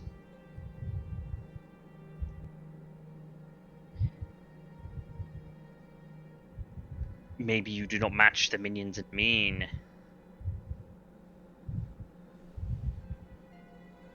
But what you lack in that you have in multiple perspectives.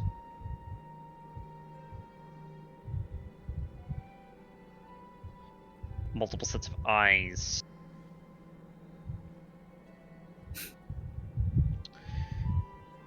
couldn't believe how much ground you could cover just by simply having a set of eyes and ears at a particular place at a particular time.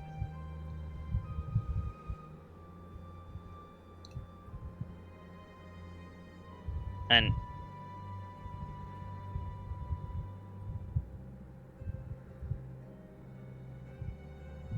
I believe you can meet that expectation given time. To the point where even the prince himself would not be able to turn a blind eye to you.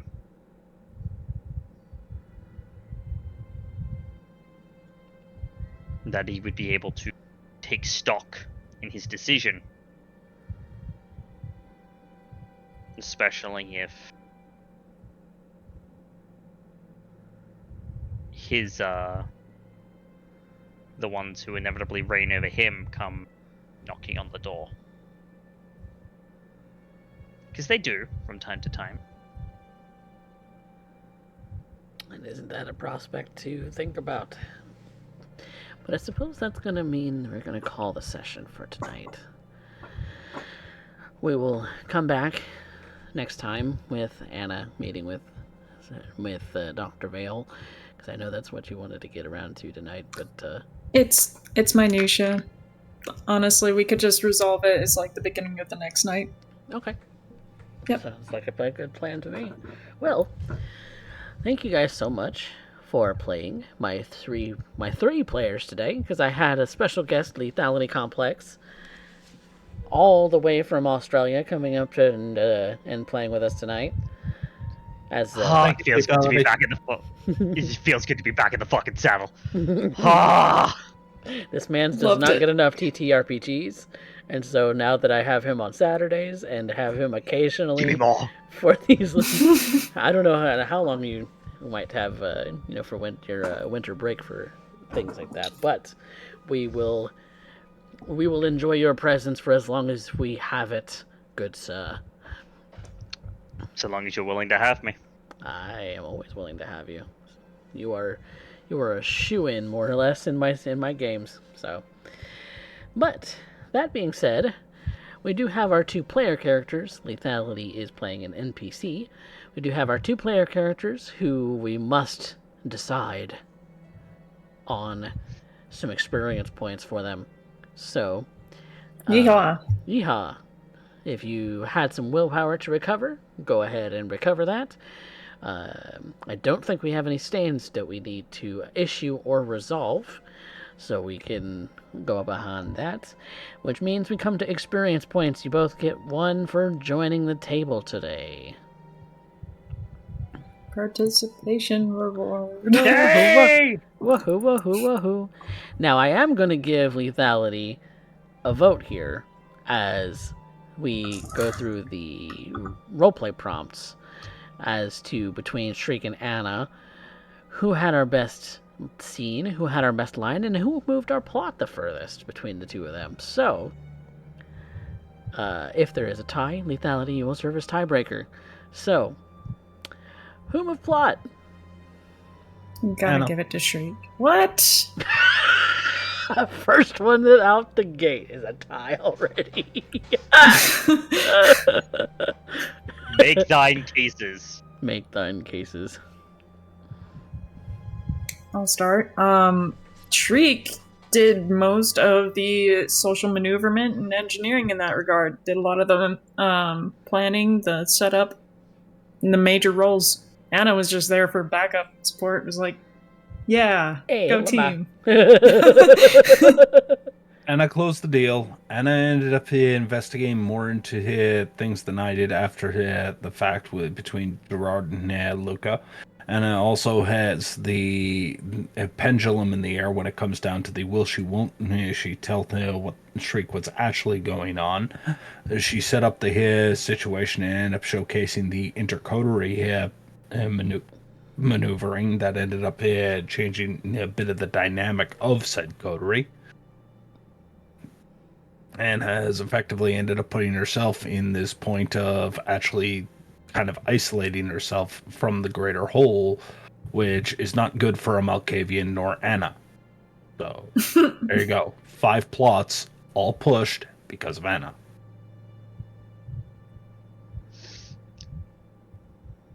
I have to agree. All right, Anna. Anna, that's yours. Ouch. Okay. Thank you. Best scene. Anna and Luca in the car. What? I like the one with Anna and Shriek. They were alone for a moment. There's a lot of things I want to say Luca on because a lot of shit was just funny in general, but I mean, that was basically 2 NPCs just spatting at each other, and I had help. So You're welcome. That is still resounding as an Anna win to me. So. oh. Now best line. Yep, Anna Luca gets von best scene. Broomstick. Luca von Broomstick. Mr. Broomstick. Sorry, Von Broomstick. The entire session. It's only his private moments does he actually say the name fully, so he knows what his name is. It's not even, it's not a matter of mispronunciation. He is choosing to do this. Oh yes, it is voluntary. It is on purpose. Well, I'm guessing that's an agreement. That's Shriek on that one. That's Shriek. All right. Well, we've got the audience XP that we're still going to be concluding the poll here in just a little bit.